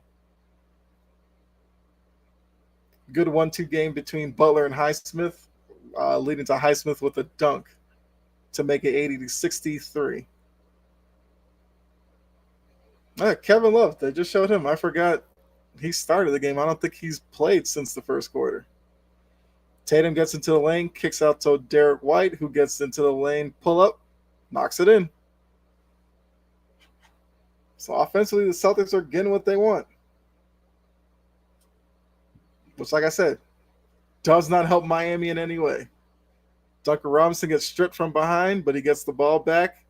He goes up and missed the layup. He's looking for a foul. You're not getting that. You just blew a layup.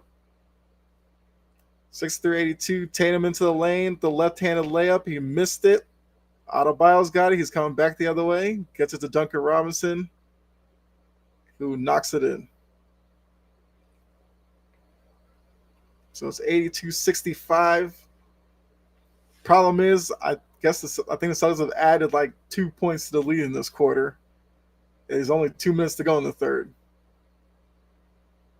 So Smart takes the screen from Rob, gets into the lane. Once again, Celtics are killing this Heat zone tonight. So it's 84-65 now. With Butler with the ball. He's got Rob on him. Lazy handoff there, and Smart picks it. He goes the other way and gets fouled by Martin at the rim. That's a good playoff foul. Okay, Martin's not going to let him get the easy layup, but that was just a lazy handoff between Duncan Robinson and Jimmy Butler. Once again, Jimmy Butler talked about drinking beers and cigars or whatever after the game. He does not look like himself tonight.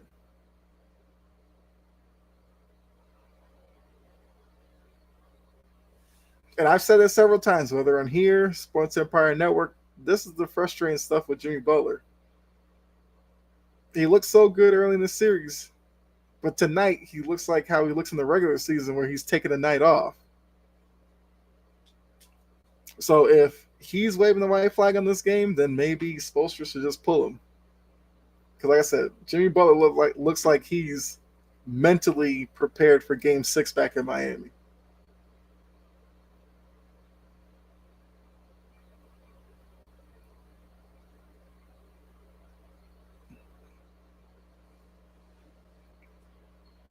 All right, so we're coming down to the end of the third quarter here.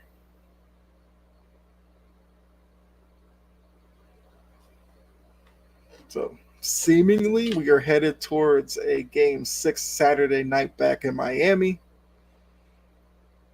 But I think at this point, Spoelstra was probably going to put the guys back out there, see if they have another run in them, and then kind of, see where the fourth quarter goes, at least to start the fourth quarter. But if they continue to turn it over here at the end of the third and this lead gets out of hand, I think we'll see bench players to start the fourth for the Heat.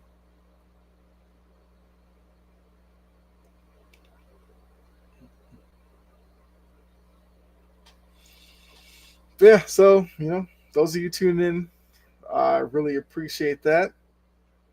Once again, had a lot of fun doing this watch along with you. Um, I like the first couple of games. I had the little scoreboard up, but I felt like it was kind of messing with the stream. So it's just you, me, and well, I have the game on my monitor here. Yeah, so it's a question I asked earlier. Do you think the Celtics can actually get this done? Win 4 straight games after being down 3-0. How likely do you think it is to happen? You can put that in the chat. If you want to put a percentage on it or pretty likely, not likely, let me know. Because as I said earlier, I'm up around uh, 10-15% right now. As this game goes on, that percentage is bumping up for me, I will say. Probably closer to 20% right now.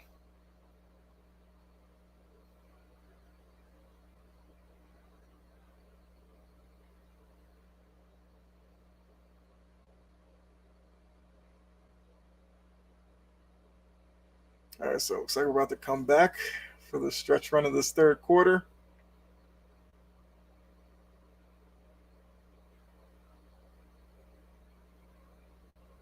So we've got a 19-point game, 145 to go in the third. So showing last 7 quarters, the Celtics are shooting 41% from three. That's kind of actually I don't know what their 3-point percentage was during the season. But I know I think the Celtics shot about 41%. And you see, Celtics hit threes. They can handle this Heat team. Smart short on the free throw. So we got our first appearance from Peyton Pritchard. I mean, hey, if you're gonna, if the Heat are giving out open 3-point shots, Peyton Pritchard will let it fly. So it's 85-65. 140 to go in the third.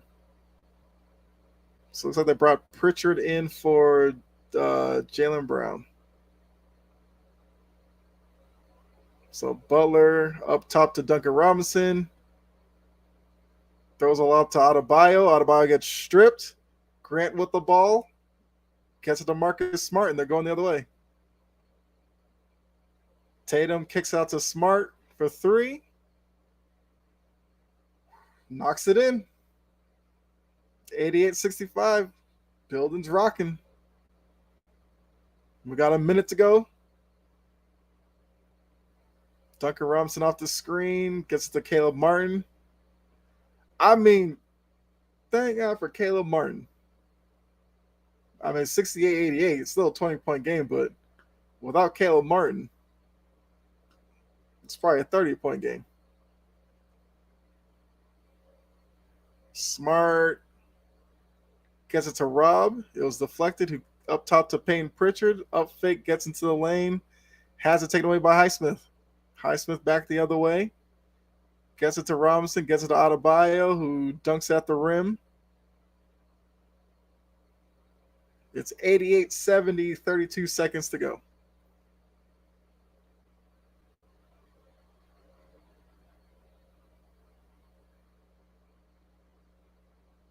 All right, so Missoula's going to call timeout. I mean, look, as bad as this upcoming sentence might be, I wonder if he called timeout to pull Peyton Pritchard. Even though he just got into the game, he got into the lane, had it stripped from him. I think he was looking to put Derek White back into the game. I think Peyton Pritchard's probably coming out.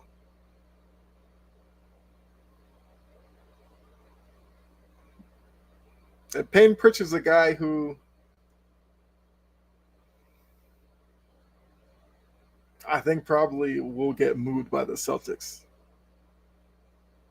Because he does have potential. It's just that I don't think Peyton Pritchard necessarily will have a role on the Celtics team. I don't think.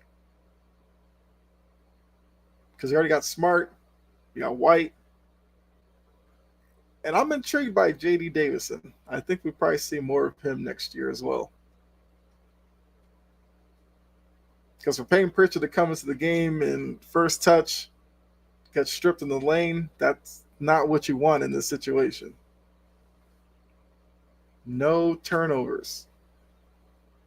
Because turnovers just give the Heat easy opportunities to score buckets when they've struggled when you get your defense set. All right, so 30 seconds to go. It's 88-70. Tatum brings it across half court. And the Heat are in their zone again. Little handoff between Tatum and Brown. Brown up top to Tatum for at the three-point line. Gets it to Rob Williams underneath. Easy dunk. Which, number one, if Adebayo is just going to be chilling under the rim, that pass cannot be made. Caleb Martin has the ball. Rob Williams on him. Pull up. Knocks it in. Yeah, Caleb Martin's been, I think, the Heat's best offensive option, to be honest with you. Adebayo, probably a close second. But those two have been the best players offensively for the Heat tonight. Unfortunately, that's not going to be good enough.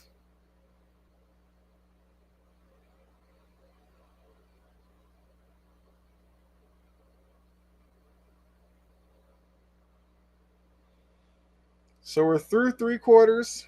Celtics have a comfortable lead. So, Game 6 is very much the possibility that's going to happen. And I'm here for it.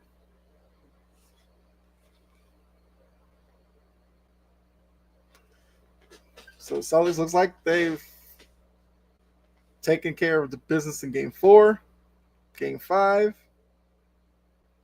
Game 6 now, we're going to have to see. Back in Miami, does the Heat team play better back on their home floor? Has the momentum shifted so much in the Celtics' favor that maybe Game 6 is a bigger obstacle for Miami than even for Boston at this point? We don't know. Some questions, could determine that. Can Vincent play in Game 6? That would definitely help Miami out a lot because, like I said to begin the broadcast or the stream, without Vincent, you have to play Kyle Lowry more. And now it's at the point where Spoelstra is kind of just using Adebayo as his point guard and just leaving Kyle Lowry on the bench, which is probably where he deserves to be.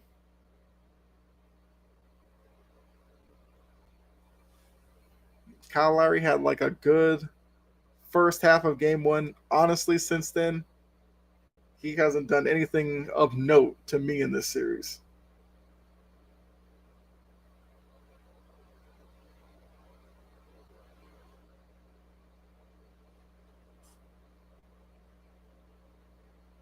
But yeah. I mean, we saw times in the year where the Celtics would get a lead and kind of get a little complacent. That did not happen in the third quarter. They extended the lead out from halftime. So that's definitely a big win for the Celtics for the third quarter. So now, depending on who Miami enters the fourth quarter with, first couple of minutes will decide the rest of this game. And ESPN just reported Malcolm Brogdon doubtful to return to Game 5. Yeah.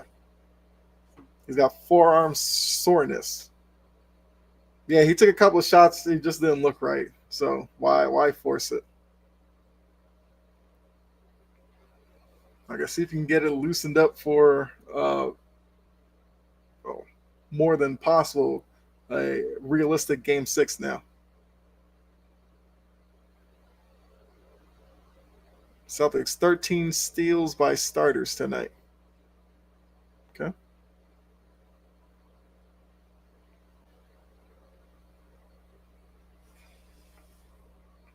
All right, so the Heat enter the fourth. They have Butler, Martin, Kevin Love, Duncan Robinson, and Highsmith on the court.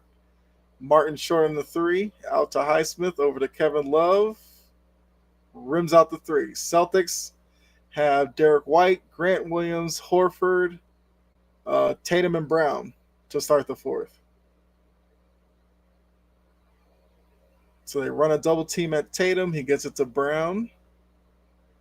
Brown with the dribble drive gets out to Horford to White. And White was fouled by Butler.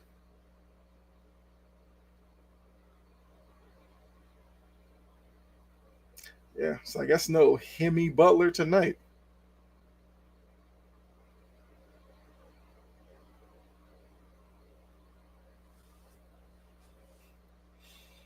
All right, so White at the line for three. He's got 19 points, so it'll be a chance for him to get over 20. And he knocks down the first. So it's 91-72. Smart looks like he's flexing left ankle. But we know Marcus Smart's like a walking mass unit. Derek White misses the second one. So still 91-72. And Derek White getting ready to take his third free throw. Hopefully to push it back up to a 20-point lead. And he does so. So it's 92-72. 11:15 to go. A little bit of a full court pressure from the Celtics. So it's like Grant Williams is going to be on Jimmy Butler. So Highsmith with the handoff to Duncan Robinson, gets into the lane and turns it over. Duncan Robinson's not much of a dribbler. And he's definitely not one to pass out, get into the lane and kick it out. That's not his strong suit. Hey, the Heat are going to live and die with this zone. Horford has it on Love. Battle of old big men. Grant Williams takes Duncan Robinson into the lane, and Duncan Robinson wanted no part of that.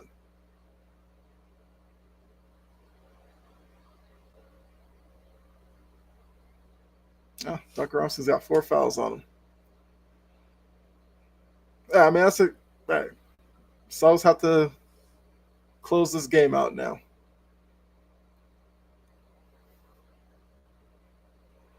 Grant only has 4 points. But he's had an impact on the game. So he's done his job.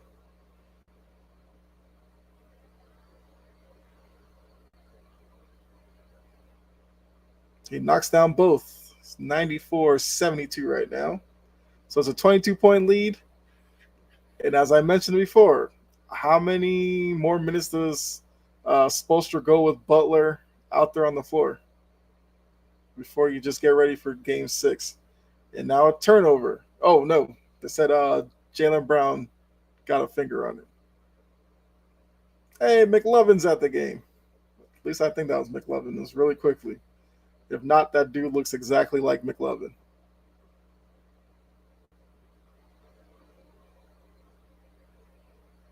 Yeah, Jaylen Brown actually didn't deflect the ball. But Caleb Martin gets to the lane. Great contest by Al Horford going back the other way. Tatum going down. He's got the Heat are back on defense. Surveying. Yeah. So he's going back to the free throw line. So this is good. They have the big lead, but they're not, settling for contested shots on the perimeter. They're getting to the free throw line.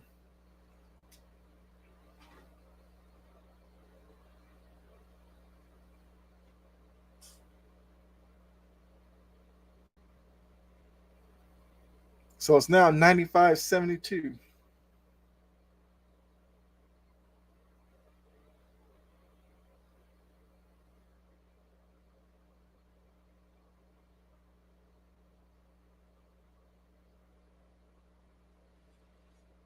Okay, 96-72. 10 minutes to go in the quarter. So Duncan Robinson looking to make a move with the dribble. Martin's got it. Takes it to the rim. Can't finish. Tipped out to Tatum, and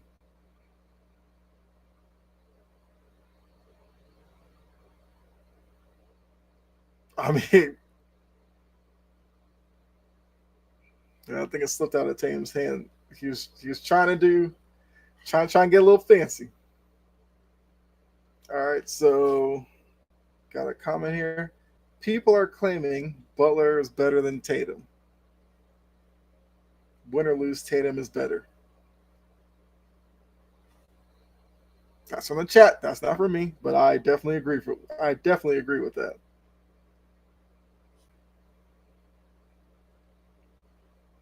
If this Hemi Butler was like a legit thing all season, every game, maybe you could make the argument. I would still take Tatum over Butler. So I definitely agree with you, Joshua. Horford with the three, missed it. Duncan Robinson with the rebound. Win or lose, Tatum is better. Yes, I agree. I mean, I love Jimmy Butler's story.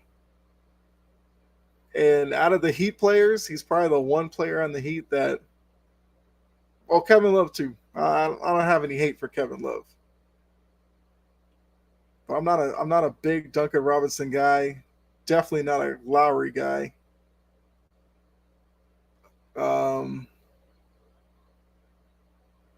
Caleb Martin, I didn't really have any, reaction to him, but he's looked good. Robinson gets to the lane and Missoula calls timeout. So it's 96-78. Last couple possessions, the Celtics. I mean, they were good shots, but they missed a couple of threes. I'm sure Missoula's calling the timeout to tell them, get back in the block, get back into the lane, get some foul calls or some easy jump shots. But it's still an 18-point game, under 10 minutes. Actually, I think it might be under around 8 minutes left. So they'll probably win the game, but Missoula wants to make sure that they keep the good habits from earlier in the game.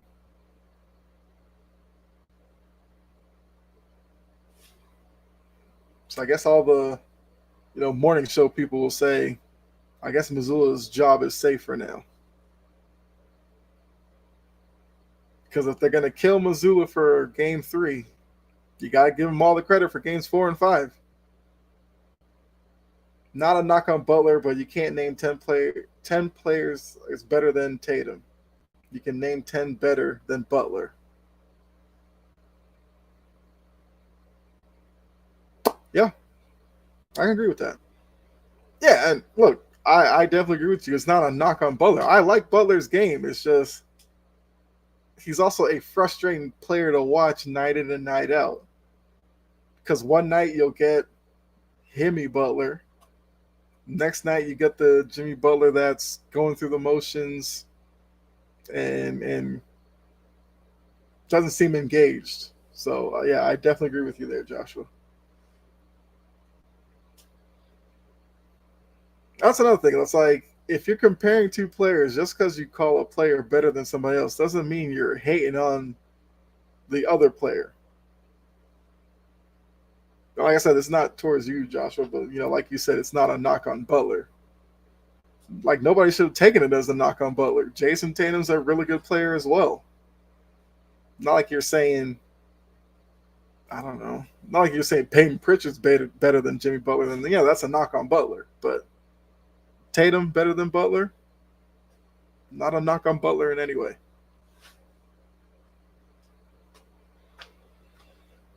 So Missoula calls a timeout to make sure the Celtics get a bucket here. Make sure you don't give Miami any momentum that may not carry necessarily into this game in terms of them winning the game, but you don't want to give them the idea that game 6 is in the bag for them. If the Celtics close out this game in the proper way, maybe you can create some doubt in some of the Heat players' mind, and that's what I think Mazzulla is thinking about and wants to get across to the players in this timeout, of course. But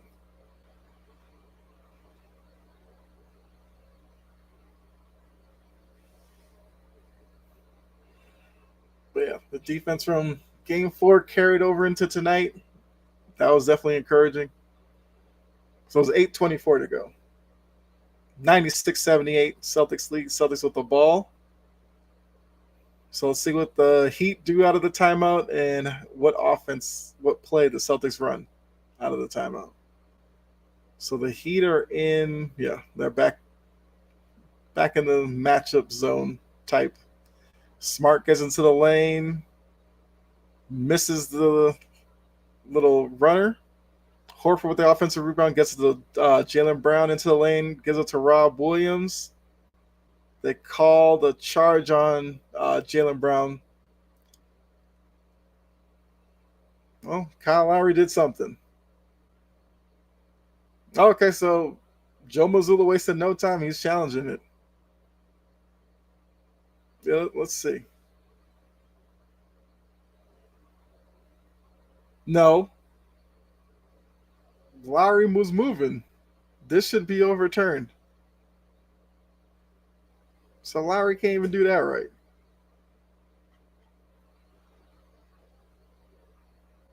Yeah, Lowry clearly shuffled his feet once Jaylen Brown got up in the air. So this should be an overturned call. So I guess in that case it'd be a blocking foul on Lowry. I don't think they're over the limit yet. So it'll be side out of bounds for the Celtics. Although it was going to be yeah, you can't really rule it that way.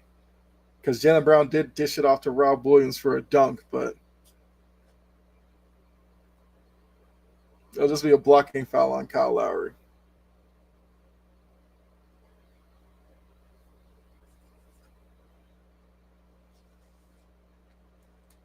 So as we're coming down to the ends of this game, I will stick around as well, a little bit past the end of the game for a little bit of post game talk with you guys. We could talk about reactions to this game, look forward to for game 6, whatever. It's all up to you guys what we talk about.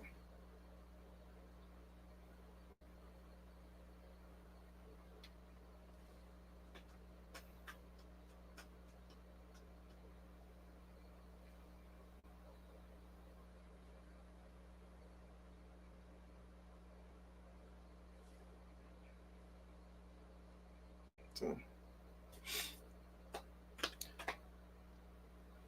so it's actually been seemingly it's been like a fast moving game. So shout out to all of you who stuck through this game with me. I know some of you probably been in and out of the stream, but that's okay. But definitely been a good game.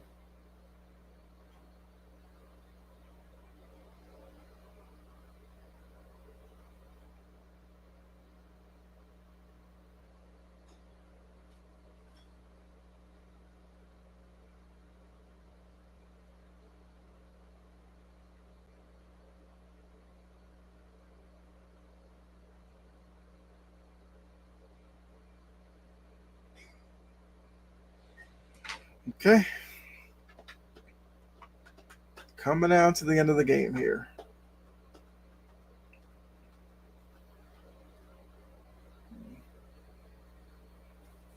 That's what I love about the NBA playoffs.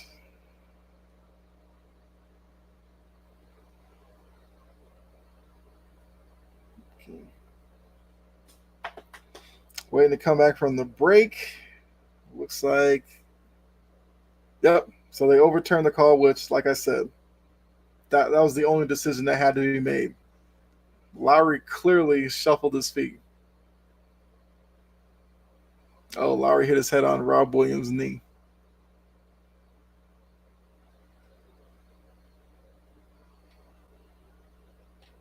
I mean, like I said, he should just take a Lowry out. But all right, so Celtics have the ball. Heater back in the zone again.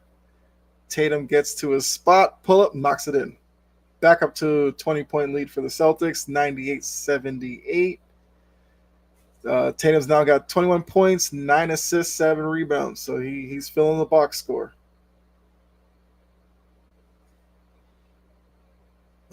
Kevin Love with the post-ups, got Jaylen Brown on him, kind of standing around watching, face up, pull up, and he was short.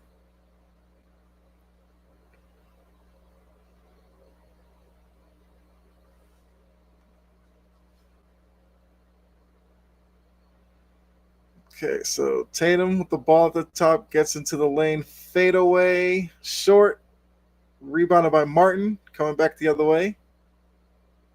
Under 7 minutes to go.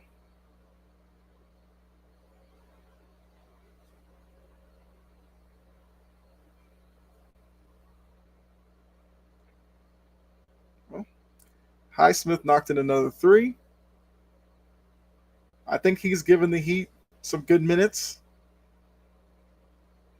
And, the broadcast is saying got to find him, I guess, minutes for game 6.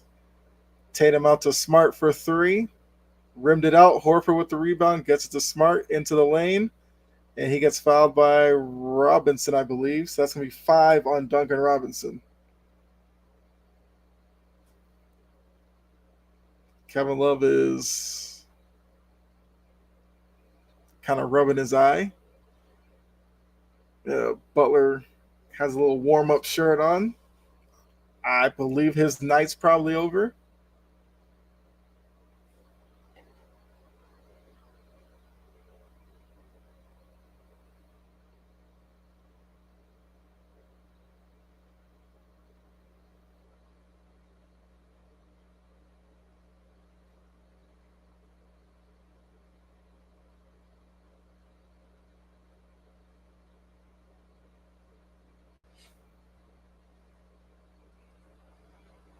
All right, it's 181. Martin gets to the lane. He comes up short on the reverse.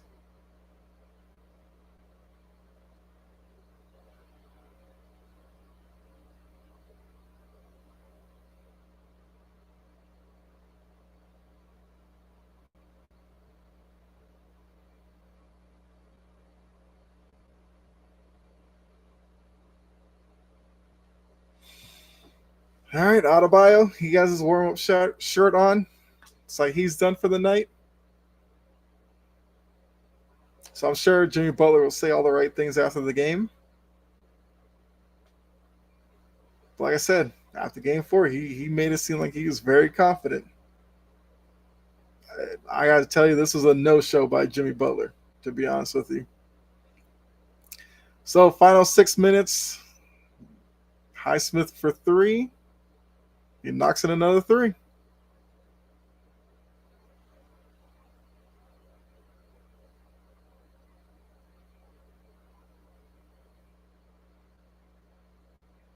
So Tatum has it over to Jaylen Brown, who's got Duncan Robinson on him.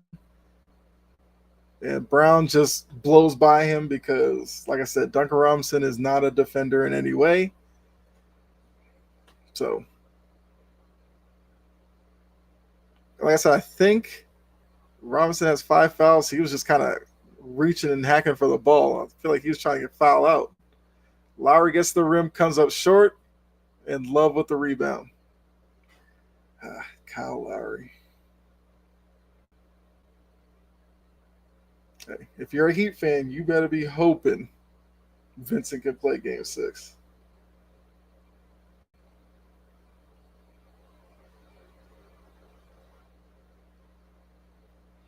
All right, Tatum gets the switch. Over to Grant in the corner. Long on the three. Rebounded by Martin. Heat coming back the other way. 4:44 to go. Lowry's got Rob Williams on him. Not trying to dribble. Love has Derek White with the half hook. Short. Rebounded by Rob Williams. Tatum with the ball. and gives it to Derek White, who comes across half court. So it's 102-86, a little over 4 minutes to go. Tatum has it on Highsmith, out to Derek White, up fake, shoots the three, knocks it in. That's been Derek White's night. He came to play tonight. So he's got 24 points. I mean, I guess saying that, I got to give Derek White credit. He's been pretty good mostly, but he definitely played a lot better tonight. Duncan Robinson long on the three, looking for a foul call, because that's all he's doing in this game. He misses a shot, looks for a foul.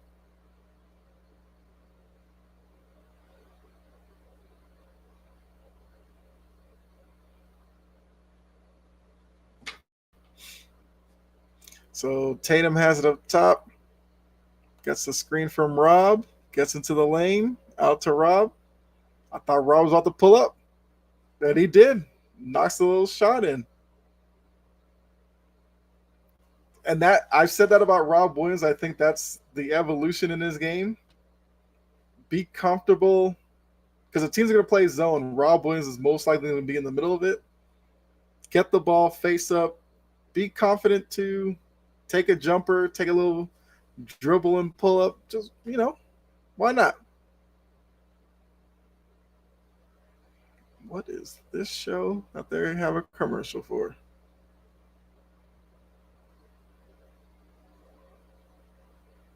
So I just said that they showed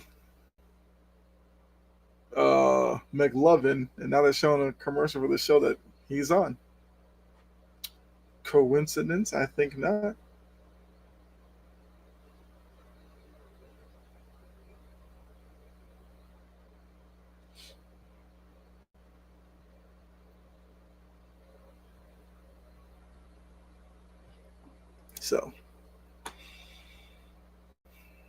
So Spoelstra calls another timeout. We'll see. We'll see what happens from that. So they got 3:20 to go. It's 107-88. I mean, for Spoelstra, if the bench guys or whatever goes on a little run here, maybe he finds some minutes for certain guys. I think Highsmith probably will play Game 6 for sure. I think he's done well in his minutes for Miami. But yeah, Lowry's been a net loss on the court. Which is why I'm not a big fan of Kyle Lowry. Jimmy Butler was just Jimmy Butler. But yeah, so now they have Lowry in, Duncan Robinson. I guess they're trying to get him going from three. He gives it up to, who's that, Yurt 7? And Highsmith are in the game for the Heat. And then the Celtics have Derek White, Peyton Pritchard, Sam Hauser, Luke Cornett, and Grant Williams. So yeah, this game's over. The Celtics have won. So we can kind of get the post game going a little early. Hauser for three, back rimmed it. Cornett tipped it out. Grant chases it down. Lowry's just, I don't even know what Lowry's doing. Lowry's like punching at the ball. I don't know. Pritchard for three. He's off.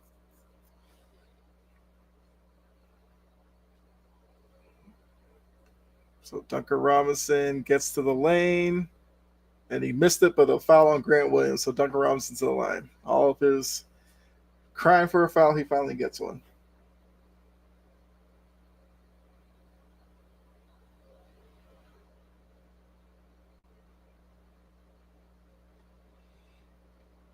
So second straight game, Celtics were impressive. Now they got to do it again, Game 6. They have to make it 3 straight excellent performances. Robinson knocks in the free throw. Derek White's going out. I saw somebody standing at the scorer's table. I think it's like Champagne, or I can't pronounce his last name. But he came in for Derek White, and Yeah.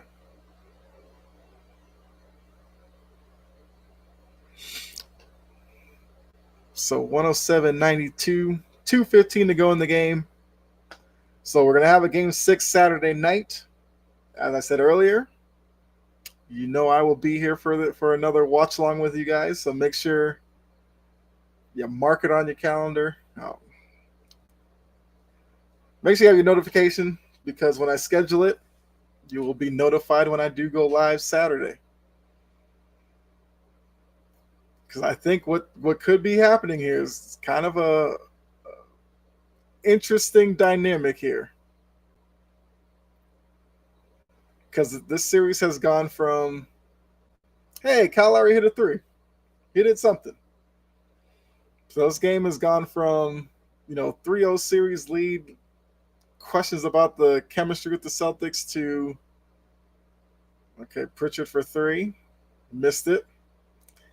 He had an open lane there, but look, there's a minute 20 to go. Duncan Robinson back the other way.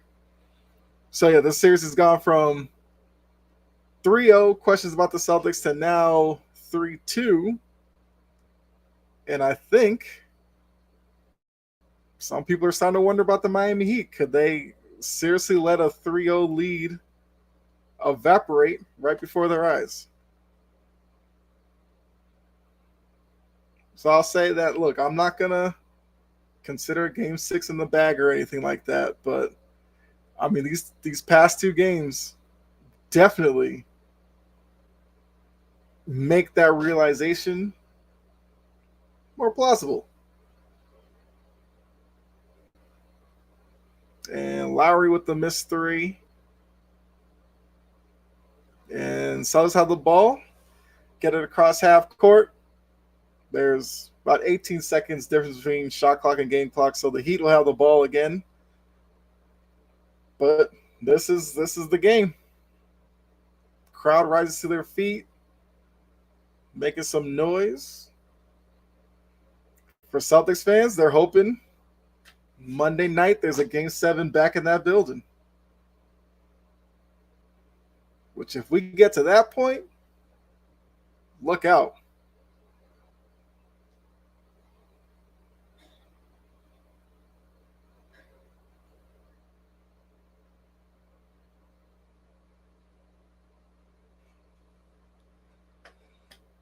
So, as I said also earlier, it's weird. As much as I thought it might have been kind of an overreaction to the 3-0 lead, I think we're probably going to get some overreaction to this 3-2 lead now.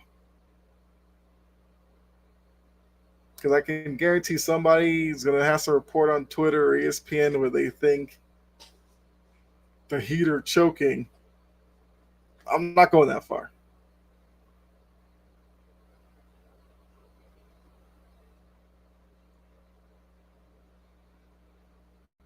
But we have ourselves an interesting series now. 3-2. Celtics have been in this position before. They were down 3-2 to the Sixers, won the last two, won that in 7. They were down 3-2 last year to the Bucks, won game 6 and 7, won that series. So, could we have history repeating itself? And if they are able to do that, make NBA history coming back from a 3-0 deficit. Because what's the record? Was it 0-150 for teams down 3-0? But I do also think that most teams who go down 3-0 end up getting swept. So the Celtics have forced the 6th game. They're already in, I guess, rare company necessarily in that aspect. But the job is not done for the Celtics. They now have to turn around Saturday night. They have to repeat the performance of tonight and try to get another win. One game at a time. That's all it is. One game at a time.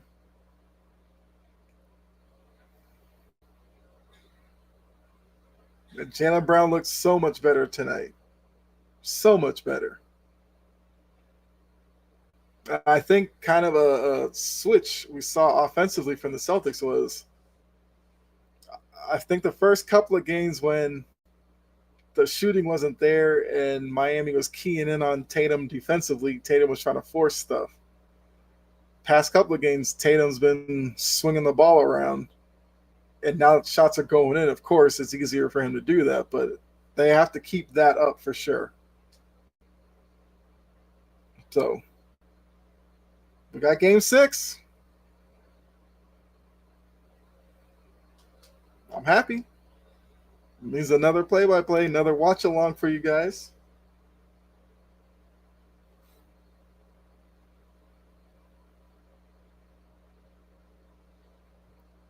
So, whew, what a game! What a game!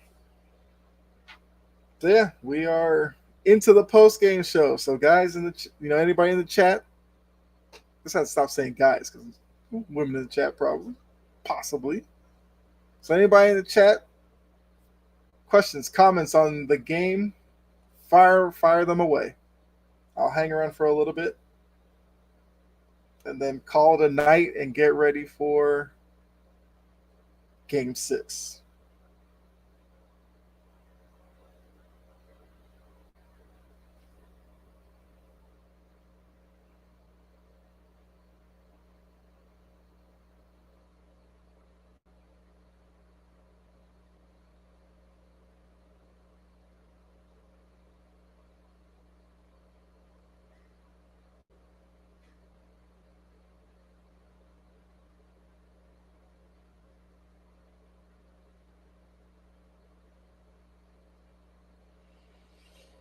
All right. So yeah, I kind of gave you my final thoughts on the game. And Miami's in an interesting situation right now. I mean, you have to assume Butler's going to look better game 6 than he did tonight. Because, like I said, tonight, wasn't impressed by Jimmy Butler at all. I think over probably tomorrow and before game 6, it'll be interesting to see what the update is on Gabe Vincent because he was sorely missed tonight by the Heat as well. I thought Adebayo was normal Adebayo. Duncan Robinson struggled. Strus, where was he tonight? But like I said, it was funny that Barkley said the Celtics were front runners. Strus and Robinson were doing well when the Heat were winning. Past couple of games, those guys have been ghosts. But neither here nor there. That's just Barkley's opinion. We know Barkley's gonna speak his mind, so I'm not, paying too much attention to that. But it's interesting to see. The Celtics role players are now confident. The Heat role players look like they're kind of struggling to find it now. So do we get a complete role reversal from the first 3 games? And maybe that's what happens. First 3 games, Heat looks so good.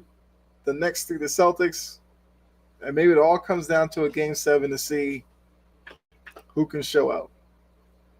But once again, not going to get too far ahead. 4 and 5 are in the book. Celtics got the job done. They got to do it again for game 6. So, yeah, like I said, post-game show here for a few minutes. I mean, as long as, you all in the chat want to hang around and talk. But if not, I'll get a couple minutes and then end the stream, say goodnight, and then we'll be back here Saturday night. Pretty sure it's still 8:30 p.m. for game 6. In between then, I'll probably have I don't even know. Might have a gaming video or something for you guys tomorrow. I don't know. We'll see. See what I feel like doing. Yeah, so those of you who don't know, if you're just coming back in or whatever, make sure you like, subscribe to the channel. That way I know you like when I do these watch-alongs. And so I'm going to get more into some gaming videos as well. I am a gamer. I also do some sports gaming. You know, FIFA, Madden, MLB The Show. So some of that's coming to the channel as well. Oh, PGA. I'm a big golf game fan as well. So, if you like different types of content, make sure you subscribe to the channel. Also, I am part of the Sports Empire Network, so I definitely have to shout them out. Some of them were in the chat earlier, Key and Jordan. Have a lot of fun over there as well. So make sure you subscribe to that channel as well, because I'm on there Mondays, Tuesdays, Thursdays. But there's a lot of great people over there, a lot of great shows and all that. So make sure you check that out as well. But yeah, we are on the road to Game 6 in this series. A few days ago, did not think we would be in this position where we'd be actually expecting a Game 6, but that's where we are. So yeah, so those of you watching, what percentage do you give the Celtics now after the past 2 games you've seen to actually get this done?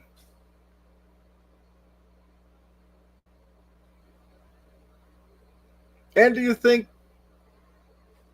do you think the pressure is on for Game 6? Which, I mean, look, I get it. The Celtics have to win or they go home. But do you think the pressure is actually more on the Heat to close it out in Game 6?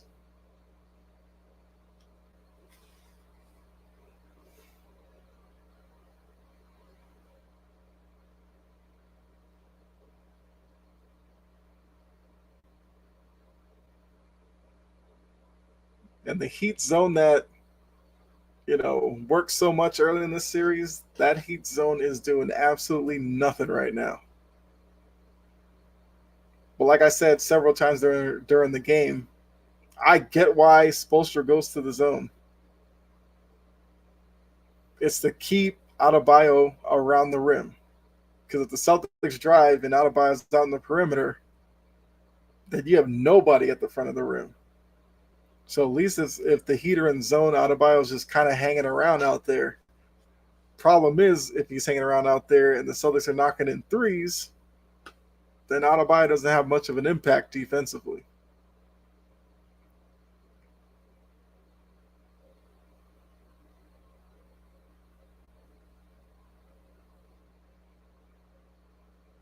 Yeah, so TNT is just recapping the game.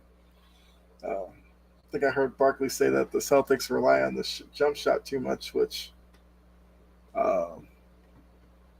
did Barkley not watch the Celtics all season? That's how they kill teams, from 3. Actually, let me look at the box score real quick before I get out of here. I can't remember how many points Jaylen Brown had. Because to start the game, I did put a lot of focus on Jaylen Brown, and he definitely needed a game where he played better.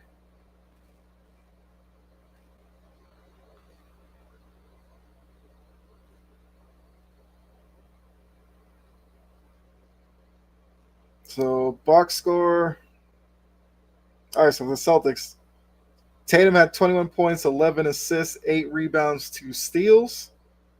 Marcus Smart, who I think had another sneaky good game, 23 points, 3 rebounds, 2 assists, 5 steals. And Smart was 4 for 6 from 3, so he did more than enough as well. Derek White had 24, 6 of 8 from 3. And then Jaylen Brown had 21. So I did say I wanted to see Jaylen Brown get in the 20 to 25 range. He gave me 21. And he was, 3 of 5 from 3. and probably even bigger numbers. Tatum was plus 19, Smart plus 20, White plus 18, Jaylen Brown plus 16. Horford was even plus 10, even though he only had 6 points and did not knock in a three. So Celtics are 74% from the free throw line. You want to see that number higher because they shoot better than that normally. So 41% from three, 51 from the field. It's tough to beat the Celtics when they're shooting those type of numbers. And then speaking of the Celtics defensively, the Heat only took 10 free throws tonight. And we know for the Heat, free throw shooting is a big part of their offense as well. Because there's plenty of nights where they don't shoot well from the perimeter, but they make up for it at the free throw line, getting guys into foul trouble and all that. And nobody in the Celtics was in foul trouble. Derek White and Grant Williams each had 3 fouls. That's it. Adebayo had 16 and 8 with 3 assists and 2 steals. But I would say, Adebayo's numbers are probably better than the box score, I would say. Butler only had 14, 5 rebounds, 5 assists, 2 steals. That's not enough. Lowry 5. Strus, who I said, where's Strus? 3 points. Duncan Robinson had 18. To be honest with you, wasn't impactful. 18 was not an impactful 18 to me. Highsmith was good off the bench with 15, and Caleb Martin had 14, but he was better than that. So, yeah, here we are, 3-2. Celtics win Game 5, 110-97. Looks like the chat's kind of died out at this point, so it's been 2.5 hours, a little over 2.5 hours. So appreciate you guys for tuning in. If you're watching this after, then appreciate that as well. Make sure that you're back here Saturday night for the next live watch along for Game 6 of this series. Celtics will have a chance to make it 3-3, send it to a Game 7 Monday night back in Boston, which if they do go to a Game 7, I will be able to do Game 7 watch along as well, because my show on the network ends at 8. So, okay. So at this point, I will be here each game for the Celtics for sure. But thanks again, everybody. Hopefully you enjoyed the stream. If you did, like, subscribe, share. You already know what to do. As Joshua said earlier, follow me because, I try to give you good content. I'll have all my links will pop up at the end of the stream here in a second. But thanks again. Be safe out there. God bless. And I'll see you guys later. All right. Have a good night.